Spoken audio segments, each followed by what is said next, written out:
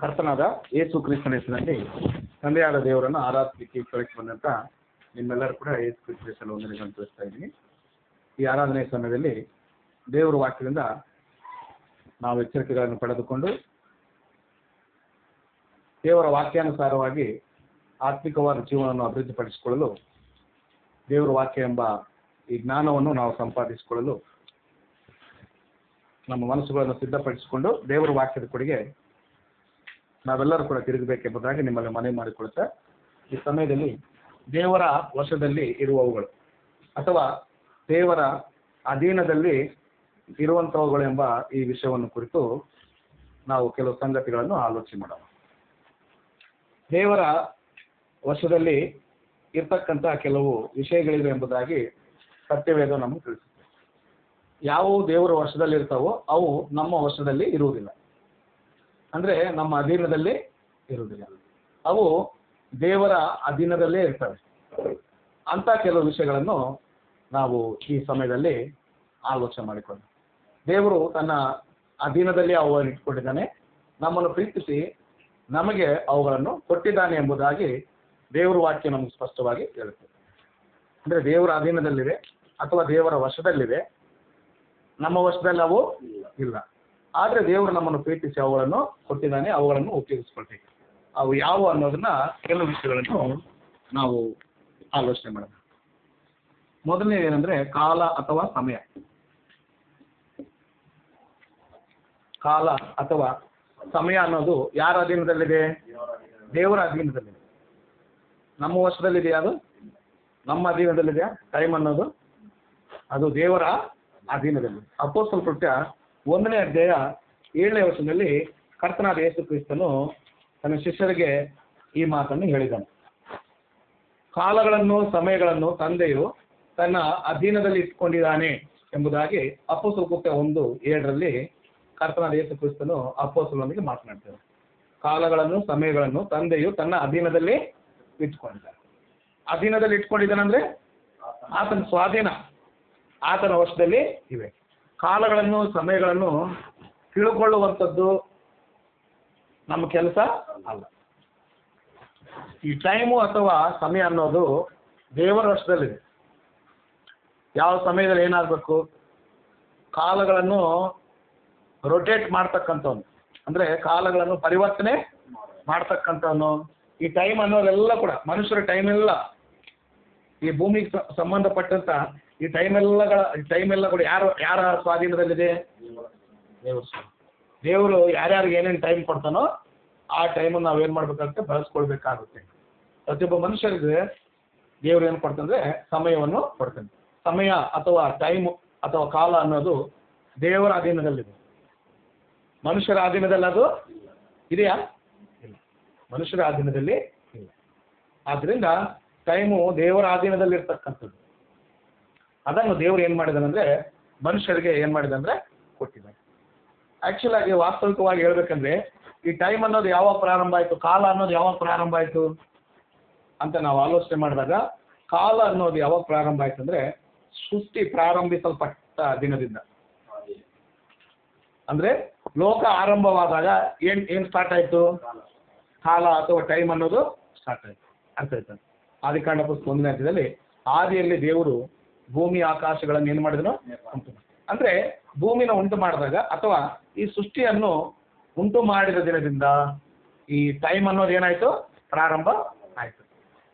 ಆದಿ ಅಂದ್ರೆ ಈ ಸೃಷ್ಟಿ ಆಗುವುದಕ್ಕಿಂತ ಮುಂಚೆ ಇರತಕ್ಕಂಥ ಕಾಲವನ್ನು ಏನಂತ ಕರೀತಾರೆ? ಏನಂತ ಕರೀತಾರೆ ಅಂದ್ರೆ ಅನಾದಿ ಅಥವಾ ಆದಿ ಇಲ್ಲದ ಅನಿತ್ಯತ್ವ ಅಂತ ಕರೀತಾರೆ. ಆದಿ ಇಲ್ಲದ ಆದಿ ಇಲ್ಲದ ನಿತ್ಯತ್ವ ಅಂದ್ರೆ ಪ್ರಾರಂಭವಿಲ್ಲದಂತ ನಿತ್ಯತ್ವ. ಅರ್ಥ ಆಯ್ತಾ?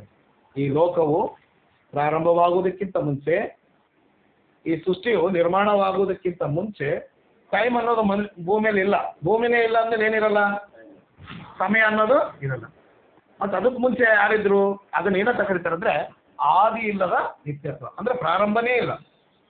ಅವಾಗ ಯಾರಿದ್ರು? ದೇವರಿದ್ರು. ಈಗ 90ನೇ ಕೀರ್ತನೆ ಓದಿದಲ್ಲ, ದೇಶಗಳು ಬೆಟ್ಟ ಗುಡ್ಡಗಳು ನಿರ್ಮಾಣವಾಗುವುದಕ್ಕಿಂತ ಮುಂಚೆ ನೀನೇ. ಅವಾಗ ಯಾರ್ಯಾರಿದ್ರು? ಆದಿ ಇಲ್ಲದಂತ ನಿತ್ಯತ್ವದಲ್ಲಿ ಯಾರಿದ್ರು ಅಂದ್ರೆ ತಂದೆಯಾದ ದೇವರು ಇದ್ದು. ಈಗ ತಾನೇ ಓದಿರೋದು 90ನೇ ಕೀರ್ತನೆ ಮೊದಲ 2 ವಚನಗಳು. ಇನ್ನು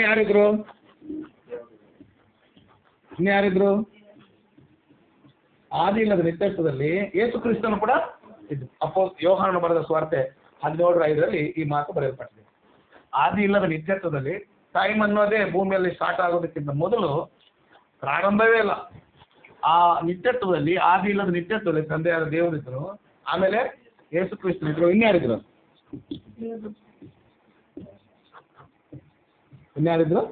ಪವಿತ್ರಾತ್ಮ. ಇಬ್ರಿಯರಿಗೆ ಬರೆದ ಪತ್ರಿಕೆ 9ನೇ ಅಧ್ಯಾಯ 14ನೇ ವರ್ಷದಲ್ಲಿ ನಿತ್ಯನಾದಂತ ಆತ್ಮನು ಎಂಬ ಶಬ್ದವನ್ನು ಇಬ್ರಿಯ ರಚಯಿತನು ಬಳಸ್ತಾನೆ. ಅಂದ್ರೆ ಆದಿ ಇಲ್ಲದ ನಿತ್ಯತ್ವದಲ್ಲಿ ತಂದೆಯಾದ ದೇವರು ಇದ್ನು, ಯೇಸು ಕ್ರಿಸ್ತನ್ ಇದ್ನು ಮತ್ತು ಪವಿತ್ರಾತ್ಮನು ಕೂಡ ಇದ್ನು. ಆ ನಂತರ ಕಾಲದಲ್ಲಿ ದೇವರು ಈ ಸೃಷ್ಟಿಯನ್ನು ಮಾಡಿದ. ಅವಾಗಲಿಂದ ಅದೇನಂತ ಕರೆದಿದೆ? ಆದಿ ಎಂಬುದಾಗಿ. ಈ ಸೃಷ್ಟಿ ಅಥವಾ ಭೂಮಿ ಪ್ರಾರಂಭವಾದಾಗಿನಿಂದ ಈ ಲೋಕದಲ್ಲಿ ಏನು ಸ್ಟಾರ್ಟ್ ಆಯಿತು? ಟೈಮ್ ಅನ್ನೋದು ಏನಾಯ್ತು? ಸ್ಟಾರ್ಟ್ ಆಯ್ತು. ಸಮಯ ಪ್ರಾರಂಭವಾಯಿತು. ಅರ್ಥ ಆಯ್ತು? ಈಗ ಟೈಮ್ ಅನ್ನೋದು ಪ್ರಾರಂಭವಾಗಿ, ಅಥವಾ ಈ ಭೂಮಿಯಲ್ಲಿ ಟೈಮ್ ಪ್ರಾರಂಭವಾಗಿ ಎಷ್ಟು ವರ್ಷ ಆಯಿತು? ಅಥವಾ ಈ ಭೂಮಿ ಪ್ರಾರಂಭವಾಗಿ ಎಷ್ಟು ವರ್ಷ ಆಯಿತು? ಎಷ್ಟು ಸಾವಿರ ವರ್ಷ ಆಯ್ತದ? 6000 ವರ್ಷಗಳು. ಕಾಲವನ್ನು 2 ಭಾಗವಾಗಿ ಮಾಡಿದ್ರು, ಗೊತ್ತಲ್ಲ? ಒಂದು ಕ್ರಿಸ್ತ ಪೂರ್ವ, 2 ಕ್ರಿಸ್ತ ಶಕ. ಹಳೆ ಒಡಂಬಡಿಕೆ ಚರಿತ್ರೆ 4000 ವರ್ಷಗಳು. ಹಳೆ ಒಡಂಬಡಿಕೆ ಚರಿತ್ರೆ ಎಷ್ಟು ವರ್ಷಗಳು? ಪಿತೃಗಳ ಕಾಲ 2500 ವರ್ಷಗಳು. ಆ ನಂತರ ಧರ್ಮಶಾಸ್ತ್ರ ಕಾಲ ಅಥವಾ ಮೋಶ ಯುಗ, ಇದೊಂದು 1500 ವರ್ಷ. ಟೋಟಲ್ ಆಗಿ ಹಳೆ ಒಡಂಬಡಿಕೆ ಕಾಲ ಎಷ್ಟು ವರ್ಷ? ಸುಮಾರು 4000 ವರ್ಷಗಳು. ಕ್ರಿಸ್ತ ಹುಟ್ಟಿ ಇವತ್ತಿಗೆ ಎಷ್ಟಾಗತ್ತೆ? 2024 ವರ್ಷಗಳು. ಈಗ 2024, ಹೆಚ್ಚು ಕಡಿಮೆ ಎಷ್ಟು ವರ್ಷ? 2000 ವರ್ಷ ಅನ್ಕೊಳ್ಳಿ. ಅಂದ್ರೆ ಭೂಮಿ ಹುಟ್ಟಿ ಸತ್ಯವೇದದ ಪ್ರಕಾರ ಎಷ್ಟು ಸಾವಿರ ವರ್ಷ ಆಯ್ತು? 6000 ವರ್ಷ ಅಷ್ಟೇ. ಹಳೆ ಒಡಂಬಡಿಕೆ ಚರಿತ್ರೆ 4000 ವರ್ಷ, ಹೊಸ ಒಡಂಬಡಿಕೆ 2 ವರ್ಷ. ಯೇಸು ಕ್ರಿಸ್ತನಿಂದ ಕಾಲವನ್ನು 2 ಭಾಗ ಮಾಡಿದ್ರು. ಕ್ರಿಸ್ತ ಪೂರ್ವ 4000 ವರ್ಷ, ಕ್ರಿಸ್ತ ಶಕ 2000 ವರ್ಷ. ಟೋಟಲ್ ಆಗಿ ಆಲೋಚನೆ ಮಾಡಿದಾಗ ಕಾಲವು ಪ್ರಾರಂಭವಾಗಿ ಅಥವಾ ಭೂಮಿಯು ಉತ್ಪತ್ತಿಯಾಗಿ ಸುಮಾರು 6000 ವರ್ಷಗಳು ಆಗಿದೆ. ಈ 6000 ವರ್ಷಗಳಾಗಿದೆ ಭೂಮಿ ಹುಟ್ಟಿ. ಅಂದ್ರೆ ಟೈಮ್ ಪ್ರಾರಂಭವಾಗಿ 6000 ವರ್ಷಗಳು ಆಗಿದೆ, ಜಾಸ್ತಿ ಏನೋ ಆಗಿದೆ. ಆದ್ರಿಂದ ಈ 6000 ವರ್ಷಗಳಾಗಿದೆ ಇವತ್ತಿಗೆ. ಇದರಲ್ಲಿ ದೇವರು ಮನುಷ್ಯರಾದಂಥ ನಮಗೆ ಏನು ಕೊಟ್ಟಿದಂದ್ರೆ ಈ ಕಾಲ ಅಥವಾ ಸಮಯನ್ನು ನಮಗೆ ಕೊಟ್ಟಿದ್ದಾನೆ. ಮನುಷ್ಯರಿಗೆ ದೇವರು ಈ 6000 ವರ್ಷಗಳ ಈ ಚರಿತ್ರೆಯ ಈ ಕಾಲದಲ್ಲಿ ದೇವರು ಪ್ರತಿಯೊಬ್ಬ ಮನುಷ್ಯನಿಗೆ ಏನು ಕೊಟ್ಟಿದ್ದ ಅಂದ್ರೆ ಆಯುಷ್ ಕಾಲ ಅಂತ ಏನು ಕರಿತೀವಲ್ಲ, ಕಾಲ ಅಥವಾ ಸಮಯವನ್ನು ಕೊಟ್ಟಿರ್ತಾನೆ. ಈ ಟೈಮ್ನಲ್ಲಿ ಮನುಷ್ಯ ಏನಾಗ್ತಿದ್ದಾರೆ? ಹುಡ್ತಾ ಇದ್ದಾರೆ ಮತ್ತೆ ಸಾಯ್ತಾರೆ. ಮನುಷ್ಯನಿಗೆ ಏನಿದೆ? ಪ್ರಾರಂಭ ಇದೆ, ಅಂತ್ಯ ಇದೆ. ಅರ್ಥ ಆಯ್ತಾ? ಮನುಷ್ಯನಿಗೆ ಏನಿದೆ ಬರ? ಪ್ರಾರಂಭ ಇದೆ, ಅಂತ್ಯ ಇದೆ. ಪ್ರಾರಂಭ ಯಾವುದು? ಹುಟ್ಟು. ಅಂತ್ಯ ಯಾವುದು? ಸಾವು. ಈ ಪ್ರಾರಂಭ, ಅಂತ್ಯ ಅಥವಾ ಹುಟ್ಟು ಸಾವುಗಳ ಮಧ್ಯೆ ಇರತಕ್ಕಂಥ ಇದನ್ನ ಏನಂತ ಕರೀತಾರೆ ಅಂದ್ರೆ ಜೀವಿತ ಕಾಲ ಅಂತ ಕರೀತಾರೆ. ಏನಂತ ಕರೀತಾರೆ? ಜೀವಿತ ಕಾಲ. ಅಂದ್ರೆ ಒಬ್ಬ ಮನುಷ್ಯನ ಜನನ ಮತ್ತು ಮರಣದ ಮಧ್ಯೆ ಏನಿದೆ ನೋಡ್ರಿ, ಅದು ಏನಂತ ಕರೀತಾರೆ? ಜೀವಿತ ಕಾಲ ಎಂಬುದಾಗಿ ಕರೀತಾರೆ. ನಾವು ಈ ಭೂಮಿಗೆ ಬಂದು ದೇವರು ಕೊಟ್ಟಂತ ಆಯುಷ್ ಕಾಲವನ್ನು, ಈ ಸಮಯವನ್ನು ಉಪಯೋಗಿಸ್ಕೊಂಡು ಮನುಷ್ಯರು ಹುಡ್ತಾ ಇದ್ದಾರೆ, ಸಾಯ್ತಾರೆ. ಇದನ್ನೇ ಒಬ್ಬ ಮನುಷ್ಯನ ಏನಂತ ಕರೀತಾರೆ ಅಂದ್ರೆ ಜೀವಿತ ಕಾಲ ಎಂಬುದಾಗಿ ಕೂಡ ಕರೀತಾರೆ.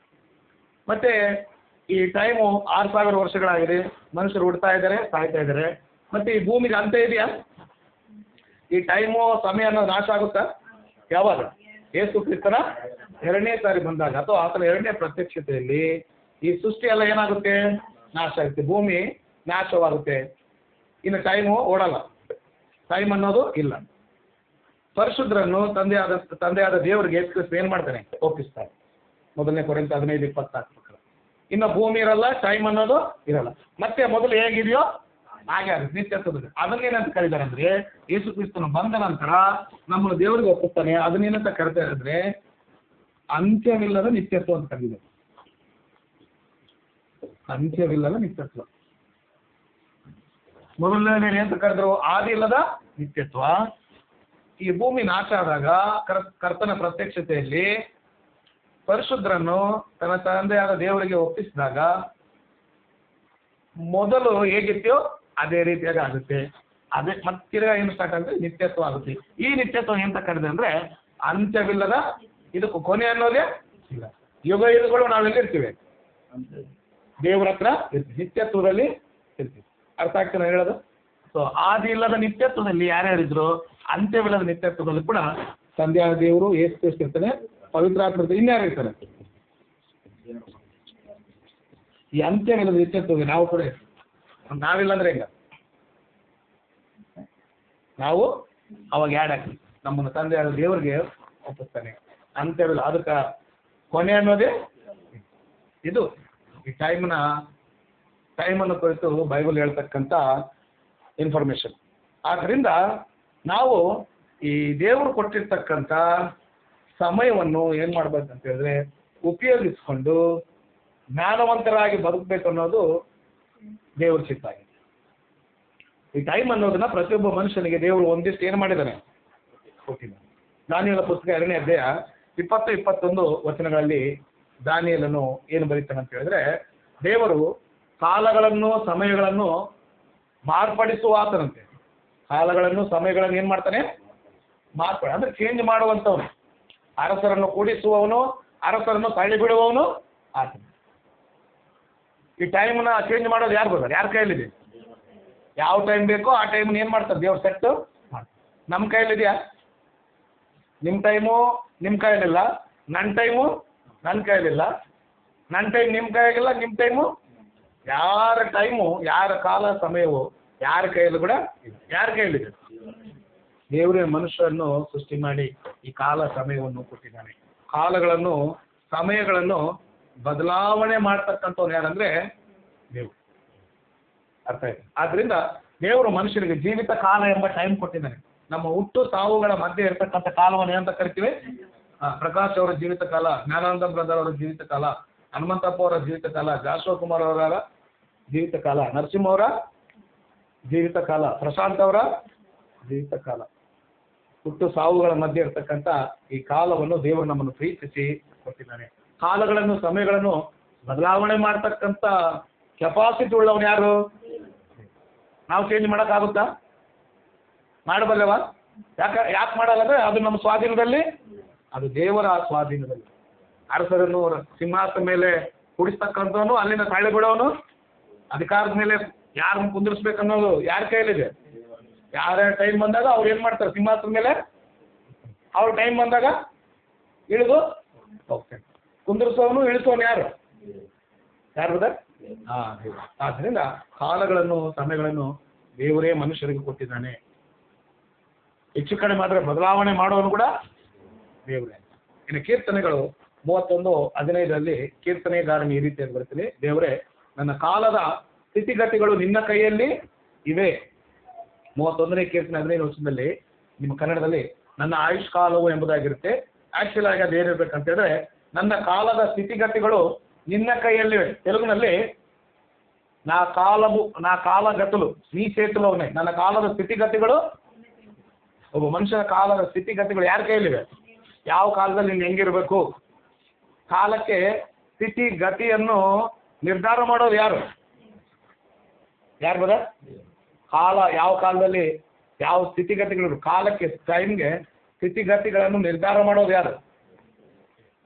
ಆದ್ರಿಂದ ದೇವರು ನಮ್ಮೆಲ್ಲರನ್ನು ಪ್ರೀತಿಸಿ, ಮಾನವರನ್ನು ಪ್ರೀತಿಸಿ ದೇವರು ಟೈಮ್, ಸಮಯ, ಕಾಲವನ್ನು ಕೊಟ್ಟಿದ್ದಾನೆ. ಕಾಲ ಅಥವಾ ಟೈಮ್ ಅಥವಾ ಸಮಯ ಅನ್ನೋದು ಬಹಳ ಅಮೂಲ್ಯವಾದ. ಪ್ರತಿಯೊಬ್ಬ ಮನುಷ್ಯರ ಕಾಲದ ಸ್ಥಿತಿಗತಿಗಳು ದೇವರ ಕೈಯಲ್ಲಿವೆ.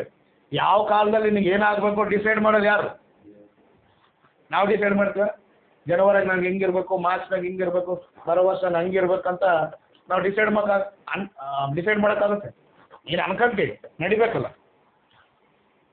ನೋಡಪ್ಪ 3 ತಿಂಗಳು ಬಿಟ್ಟು ನಿನಗೆಲ್ಲ ಗೋಲ್ಡನ್ ಅಂತ ಹೇಳ್ತಿರ್ತಾರೆ ಕೈ ನೋಡೋರು, ಭವಿಷ್ಯ ನೋಡೋರು. ಯಾರು ನೋಡ್ಯಾರ? ಆಗ ಯಾವ ಕಾಲದಲ್ಲಿ ಏನಾಗುತ್ತೆ ಅನ್ನೋದು ಯಾರಿಗೆ ಗೊತ್ತು? ದೇವರಿಗೆ ಗೊತ್ತು. ಅದಕ್ಕೆ ಪ್ರಕಟಣೆ ಪುಸ್ತಕ 1ನೇ ಅಧ್ಯಾಯದಲ್ಲಿ 5ನೇ ವರ್ಷದಲ್ಲಿ ಹೇಳ್ತಾನೆ, ಆತನ ವರ್ತಮಾನ ಭೂತ ಭವಿಷ್ಯತ್ ಕಾಲಗಳಲ್ಲಿ ಮನುಷ್ಯರು ಯಾರಾದರೂ ಇರ್ಲಿಕ್ಕೆ ಸಾಧ್ಯನಾ? ಇಲ್ಲ. ವರ್ತಮಾನ, ಭೂತ, ಭವಿಷ್ಯತ್ ಕಾಲಗಳಲ್ಲಿ ಇರುವಾತನು ಎಂಬುದಾಗಿ ದೇವರ ಬಗ್ಗೆ ಹೇಳಲ್ಪಟ್ಟಿದೆ. ಆದ್ದರಿಂದ ನಮ್ಮ ಕಾಲದ ಸ್ಥಿತಿಗತಿಗಳು ದೇವರ ಕೈಯಲ್ಲಿವೆ. ಕಾಲಕ್ಕೆ ಯಾವ ಕಾಲದಲ್ಲಿ ಏನು ನಡಿಬೇಕಂತ ಡಿಸೈಡ್ ಮಾಡೋದು, ನಿರ್ಧಾರ ಮಾಡೋದು ಯಾರು? ಅದಕ್ಕೆ ದೇವರು ಕೊಟ್ಟಿರ್ತಕ್ಕಂಥ ಸಮಯವನ್ನು ನಾವು ಏನ್ ಮಾಡ್ಬೇಕಂದ್ರೆ ಸದ್ಬಳಕೆ ಮಾಡ್ಕೋಬೇಕು. ದೇವರು ಮರಣ, ಸಾವು, ಹುಟ್ಟು ಮತ್ತು ಮರಣದ ಮಧ್ಯದೊಳಗೆ ನೀನು ಕೊಟ್ಟಿರ್ತಕ್ಕಂಥ ಜೀವಿತ ಕಾಲದಲ್ಲಿ ನೀನು ದೇವ್ರನ್ನ ತಿಳ್ಕೊಂಡಿದೀಯಾ? ದೇವ್ರಿಗೋಸ್ಕರ ನೀನು ಎಷ್ಟು ಟೈಮ್ನ ಸ್ಪೆಂಡ್ ಮಾಡಿದೀಯಾ ಅನ್ನೋದು ಇಲ್ಲಿ ಪ್ರಶ್ನೆ. ಮನುಷ್ಯ ಏನ್ ಮಾಡ್ತಾನೆ? ನಾಳೆ ನೋಡೋಣ, ನಾಳೆ ನೋಡೋಣ. ಜ್ಞಾನೋಕ್ತಿಗಳು 27:1 ಹೇಳುತ್ತೆ, ನಾಳೆ ನಾಳೆ ಎಂಬುದಾಗಿ ಕೊಚ್ಕೊಳ್ಬೇಡ, ನಾಳೆ ದಿನ ನಿನ್ನದು, ನಾಳೆ ನಿಂದ, ಇವತ್ತು ಏನು ಕೊಟ್ಟಿದ್ದಾನೋ ಅದೇ ನಮ್ದು ಆಗಿದೆ. ನಾಳೆ ದಿನವನ್ನು ಕುರಿತು ಏನು ಮಾಡಬೇಡ, ಕೊಚ್ಚಿಕೊಳ್ಳಬೇಡ. ಇನ್ನು ಮತ್ತೆ ಬರೆಸುವಾಗ 6:34 ನಾಳೆ ದಿನವನ್ನು ಕುರಿತು ಚಿಂತೆ ಮಾಡಬೇಡ ಅಂತ ಹೇಳ್ತಾನೆ. ಕೊಚ್ಚಿಕೋಬೇಡ, ನಾಳೆ ಇಟ್ಬಿಡು. ಮನುಷ್ಯರು ಕೊಚ್ಚಿಕೊಳ್ಳೋರು ಇದ್ದಾರೆ, ಚಿಂತೆ ಮಾಡೋರು, ನಾಳೆ ಹೆಂಗಪ್ಪ ಅನ್ನೋರು ಕೂಡ ಚಿಂತೆ ಮಾಡೋರು ಇದ್ದಾರೆ. ನಾಳೆ ನಾನು ಹಂಗಿರ್ತೀನಿ, ಹಿಂಗಿರ್ತೀನಿ, ನಾಳೆ ನೋಡುವ ಅಂತ ಹೇಳು ಅಂತ ಜಂಬ ಕೊಚ್ಕೊಳ್ಳೋರು ಕೂಡ ಇದ್ದಾರೆ. ದೇವ್ರ ವಾಕ್ಯ ಹೇಳುತ್ತೆ, ನಾಳೆ ಎಂಬುದಾಗಿ ಬೀಗಬೇಡ, ಕೊಚ್ಚಿಕೊಳ್ಬೇಡ. ಮತ್ತೇನು ಬರೆಸುವಾರ್ತೆಯಲ್ಲಿ ಹೇಳ್ತೇನೆ, ನಾಳೆ ಬಗ್ಗೆ ಚಿಂತೆ. ದೇವರು ನಿನಗೆ ಯಾವ ಟೈಮ್ ಕೊಟ್ಟಿದ್ದಾನೋ ಆ ಟೈಮ್ನಲ್ಲಿ ನೀನು ಬುದ್ಧಿವಂತಿಕೆಯಿಂದ ದೇವರನ್ನು ತಿಳ್ಕೊಂಡು ಜಾಣನಾಗಿ ಬದುಕಬೇಕನ್ನೋದು ದೇವ್ರ ಚಿತ್ತ. ಅರ್ಥ ಆಯ್ತಾ? ಈ ಟೈಮ್ ಸುಮ್ಮನೆ ವೇಸ್ಟ್ ಮಾಡ್ಕೊಂತ ದೇವರನ್ನು ತಿಳ್ಕೊಳ್ಳಾರ್ದಂಗಿದ್ರೆ ನಿನ್ನ ಮರಣ ಕಾಲ ಏನಾಗುತ್ತೆ? ಸಮೀಪಿಸುತ್ತೆ. ದೇವ್ರು ನೀನು ಕೊಟ್ಟಂತ ಸಮಯ ಏನಾಗುತ್ತೆ? ಏನಾಗುತ್ತಲ್ಲ, ಮುಗಿಯುತ್ತೆ. ಮುಗಿದೋದ್ಮೇಲೆ ನೀನೇನು ಮಾಡಲಿಕ್ಕೂ ಸಾಧ್ಯವಿಲ್ಲ. ಯಾಕೋಬನ ಬರೆದ ಪತ್ರಿಕೆ 4ನೇ ಅಧ್ಯಾಯ 13-14 ವರ್ಷದಲ್ಲಿ ಯಾಕೋಬನ ಈ ರೀತಿಯಾಗಿ ಬರ್ತೇನೆ, ನಾಳೆ ಅಥವಾ ನಾಡಿದ್ದು ಒಂದು ದೇಶಕ್ಕೆ ಹೋಗಿ ವ್ಯಾಪಾರವನ್ನು ಸಂಪಾದನೆ ಮಾಡ್ಕೊಳ್ಬೇಕು ಅಂತ ಆಲೋಚನೆ ಮಾಡ್ತಕ್ಕಂಥ ಜನರಿಗೆ ಹೇಳ್ತಾನೆ, ನಾಳೆ ಏನಾಗುತ್ತೋ ನಿಮಗೆ ಗೊತ್ತಿಲ್ಲ. ನಿಮ್ಮ ಜೀವಮಾನವು ಎಂಥದ್ದು? ಯಾಕೋಬನು ಹೇಳ್ತಾನೆ, ನಿಮ್ಮ ಜೀವಮಾನವು ಎಂಥದ್ದು? ನೀರಿನ ಮೇಲೆ ಗುಳ್ಳೆಯಂತೆ, ಹಬೆಯಂತೆ ಎಂಬುದಾಗಿ ಯಾಕೋಬನು ಮಾತಾಡ್ತಾನೆ. ಅಂದ್ರೆ ಭವಿಷ್ಯತ್ತಿನ ಬಗ್ಗೆ ಪ್ರಣಾಳಿಕೆಗಳನ್ನು ಪ್ಲಾನ್ಸ್ ಹಾಕೋರಿಗೆ ಹೇಳ್ತಾನೆ, ನಾಳೆ ಹಿಂಗ್ ಮಾಡಬೇಕು, ನಾಡಿದ್ದು ಹಿಂಗ್ ಮಾಡಬೇಕು, ವ್ಯಾಪಾರ ಮಾಡಬೇಕು, ಸಂಪಾದನೆ ಮಾಡಬೇಕು, ಶ್ರೀಮಂತರಾಗಬೇಕು, ಹಣವಂತರಾಗಬೇಕೆಂಬುದಾಗಿ ಅನೇಕರು ಮಾತಾಡ್ಕೊಳ್ತಾರೆ. ಅಂಥವ್ರಿಗೆ ಯಾಕೋಬನು ಹೇಳ್ತಾನೆ, ನಾಳೆ ನಾಳೆ ಏನಾಗ್ತದೆ ನಿನಗೆ ಗೊತ್ತಿಲ್ಲ. ನೀವು ನೀರಿನ ಮೇಲೆ ಗುಳ್ಳೆ ಅಂತದ್ದು ನಿಮ್ಮ ಜೀವಿತ. ಆದ್ದರಿಂದ ದೇವರು ನಮಗೆ ಯಾವ ಟೈಮ್ ಏನು ಕೊಟ್ಟಿದ್ದಾನೋ ಅದನ್ನು ಬುದ್ಧಿಪೂರ್ವಕವಾಗಿ ಉಪಯೋಗಿಸ್ಕೊಳ್ಳೋದೇ ನಮ್ಮ ಮೇಲೆ ಇರತಕ್ಕಂಥ ಜವಾಬ್ದಾರಿ ಆಗಿದೆ. ಸುಮ್ಮನೆ ಏನು ಮಾಡೋದು? ಟೈಮ್ ಪಾಸ್ ಮಾಡಬಾರ್ದು. ಕಾಲವನ್ನು ಬೆಲೆಯುಳ್ಳದ್ದೆಂಬುದಾಗಿ ನಾವೇನು ಮಾಡ್ಬೇಕಂತೆ ಭಾವಿಸ್ಬೇಕೆಂಬುದಾಗಿ ಹೇಳ್ತೇನೆ. ಜೆಫನ್ಯ ಪುಸ್ತಕ 2ನೇ ಅಧ್ಯಾಯ 1ನೇ ವರ್ಷದಲ್ಲಿ ಜೆಫನ್ಯ ಯಹೂದ ಜನರಿಗೆ ಹೇಳ್ತಾನೆ, ನಾಚಿಕೆ ಇಲ್ಲದ ಜನಾಂಗಗಳಿರ, ಸಮಯವು ಹೊಟ್ಟಿನಂತೆ ಏನಾಗ್ತಾ ಇದೆ? ಗತಿಸಿ ಹೋಗ್ತಾ ಇದೆ. ನೀವು ಕೂಡಿ ಬನ್ನಿರಿ, ದೇವರ ಬಳಿಗೆ ಬನ್ನಿರಿ, ಮಾನಸಾಂತರ ಹೊಂದಿರಿ, ಆ ಉಗ್ರತೆ ದಿನ ಸಮೀಪಿಸುವುದರೊಳಗಾಗಿ ದೇವರನ್ನು ಬೇಡಿಕೊಡ್ರಿ ಎಂಬುದಾಗಿ ಜೆಫನ್ಯನು ಯೂದಾ ಪ್ರಜೆಗಳಿಗೆ ಕರೆಯನ್ನು ಕೊಡ್ತಾ ಇದ್ದಾನೆ. ಇಲ್ಲಿ ಹೇಳ್ತಿದ್ರೆ ಅವ್ರು ಸುಮ್ಮನೆ ಟೈಮ್ ಪಾಸ್ ಮಾಡ್ತಾ ಇದ್ದಾರೆ. ಕಾಲವು ಏನಾಗ್ತದೆ? ಹೊಟ್ಟಿನಂತೆ ಆರಿ ಹೋಗ್ತಾರೆ, ಗತಿಸಿ ಹೋಗ್ತಾರೆ. ಆದರೆ ಈ ಜನರಿಗೆ ಬರುವಂತ ಆ ಉಗ್ರತೆಯ ಬಗ್ಗೆ ಏನಿಲ್ಲ ಕಾಳಜಿ. ಅದಕ್ಕೆ ಜೆಫನ್ಯ ಹೇಳ್ತಾನೆ, ನೀವೆಲ್ಲರೂ ಕೂಡಿ ಬಂದ್ರಿ, ದೇವರ ಬಳಿಗೆ ಬಂದ್ರಿ, ದೇವರ ಸನ್ನಿಧಿಗೆ ಬಂದ್ರಿ, ಆತನಿಗೆ ಪ್ರಾರ್ಥನೆ ಮಾಡ್ರಿ. ಒಂದು ವೇಳೆ ಉಗ್ರತೆಯಿಂದ ನೀವೇನಾಗ್ಬೋದು? ತಪ್ಪಿಸಲ್ಪಡಬಹುದು ಎಂಬುದಾಗಿ ಜೆಫನ್ಯ ಪುಸ್ತಕದಲ್ಲಿ ಹೇಳ್ತಾನೆ. ಆದ್ದರಿಂದ ಈ ಸಮಯ, ಈ ಕಾಲ ಅನ್ನೋದು ದೇವರ ಅಧೀನದಲ್ಲಿದೆ. ದೇವರು ನಮ್ಮನ್ನು ಪ್ರೀತಿಸಿ ಆ ಸಮಯವನ್ನು ನಮಗೆ ಕೊಟ್ಟಿದ್ದಾನೆ. ಇನ್ನು ಎಫೆಸದವರಿಗೆ ಬರೆದ ಪತ್ರಿಕೆ 5:15 ಏನ್ ಹೇಳ್ತಾನೆ ಅಂದ್ರೆ, ಅಪೊಸ್ತಲನಾದ ಪೌಲನು ದಿನಗಳು ಕೆಟ್ಟವುಗಳಾಗಿದ್ದರಿಂದ ಏನ್ ಹೇಳ್ತಾನೆ ಅಂದ್ರೆ, ದಿನಗಳು ಕೆಟ್ಟವುಗಳಾಗಿರುವುದರಿಂದ ಸಮಯವನ್ನು ಸುಮ್ಮನೆ ಹೋಗಗೊಳಿಸದೆ ಅದನ್ನ ಏನ್ ಮಾಡ್ಕೊಡ್ರಿ? ಉಪಯೋಗಿಸಿಪಡಿಸ್ಕೊಡ್ರಿ. ಏನ್ ಮಾಡ್ಕೊಡ್ರಿ? ಜಾಣರಂತೆ ಉಪಯೋಗಿಸ್ಕೊಡ್ರಿ ಎಂಬುದಾಗಿ ಹೇಳ್ತಾನೆ. ಒಂದು ಬಾರಿ ಹೋದ್ರಿ ಎಫೆಸದವರಿಗೆ ಬರೆದ ಪತ್ರಿಕೆ 5ನೇ ಅಧ್ಯಾಯ 15ನೇ ವರ್ಷದಲ್ಲಿ ಪೌಲನು ಹೇಳ್ತಕ್ಕಂಥ ಮಾತನ್ನು ನೋಡ್ರಿ, ಕಾಲವನ್ನು ಕುರಿತು. ಎಫೆಸ 5:15 ಎಫೆಸದವರಿಗೆ ಬರೆದ ಪತ್ರಿಕೆ, ಆದ ಕಾರಣ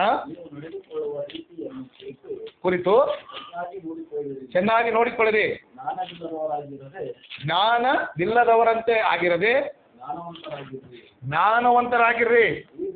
ಈ ದಿನಗಳು ಕೆಟ್ಟವುಗಳಾಗಿವೆ, ಆದುದರಿಂದ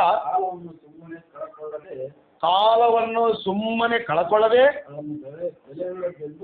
ಅದನ್ನು ಬೆಲೆಯುಳ್ಳದ್ದೆಂದು ನೋಡ್ರಿ, ಕಾಲವು ಎಂಥದ್ದಂತೆ? ಬೆಲೆಯುಳ್ಳದು. ಕಾಲಕ್ಕೆ ಬೆಲೆ ಇದೆ ಬ್ರದರ್. ಕಾಲವು ಬೆಲೆಯುಳ್ಳದೆಂಬುದಾಗಿ ಅದನ್ನೇನು ಮಾಡ್ಕೊಡ್ರಿ? ಉಪಯೋಗಿಸ್ಕೊಳ್ರಿ.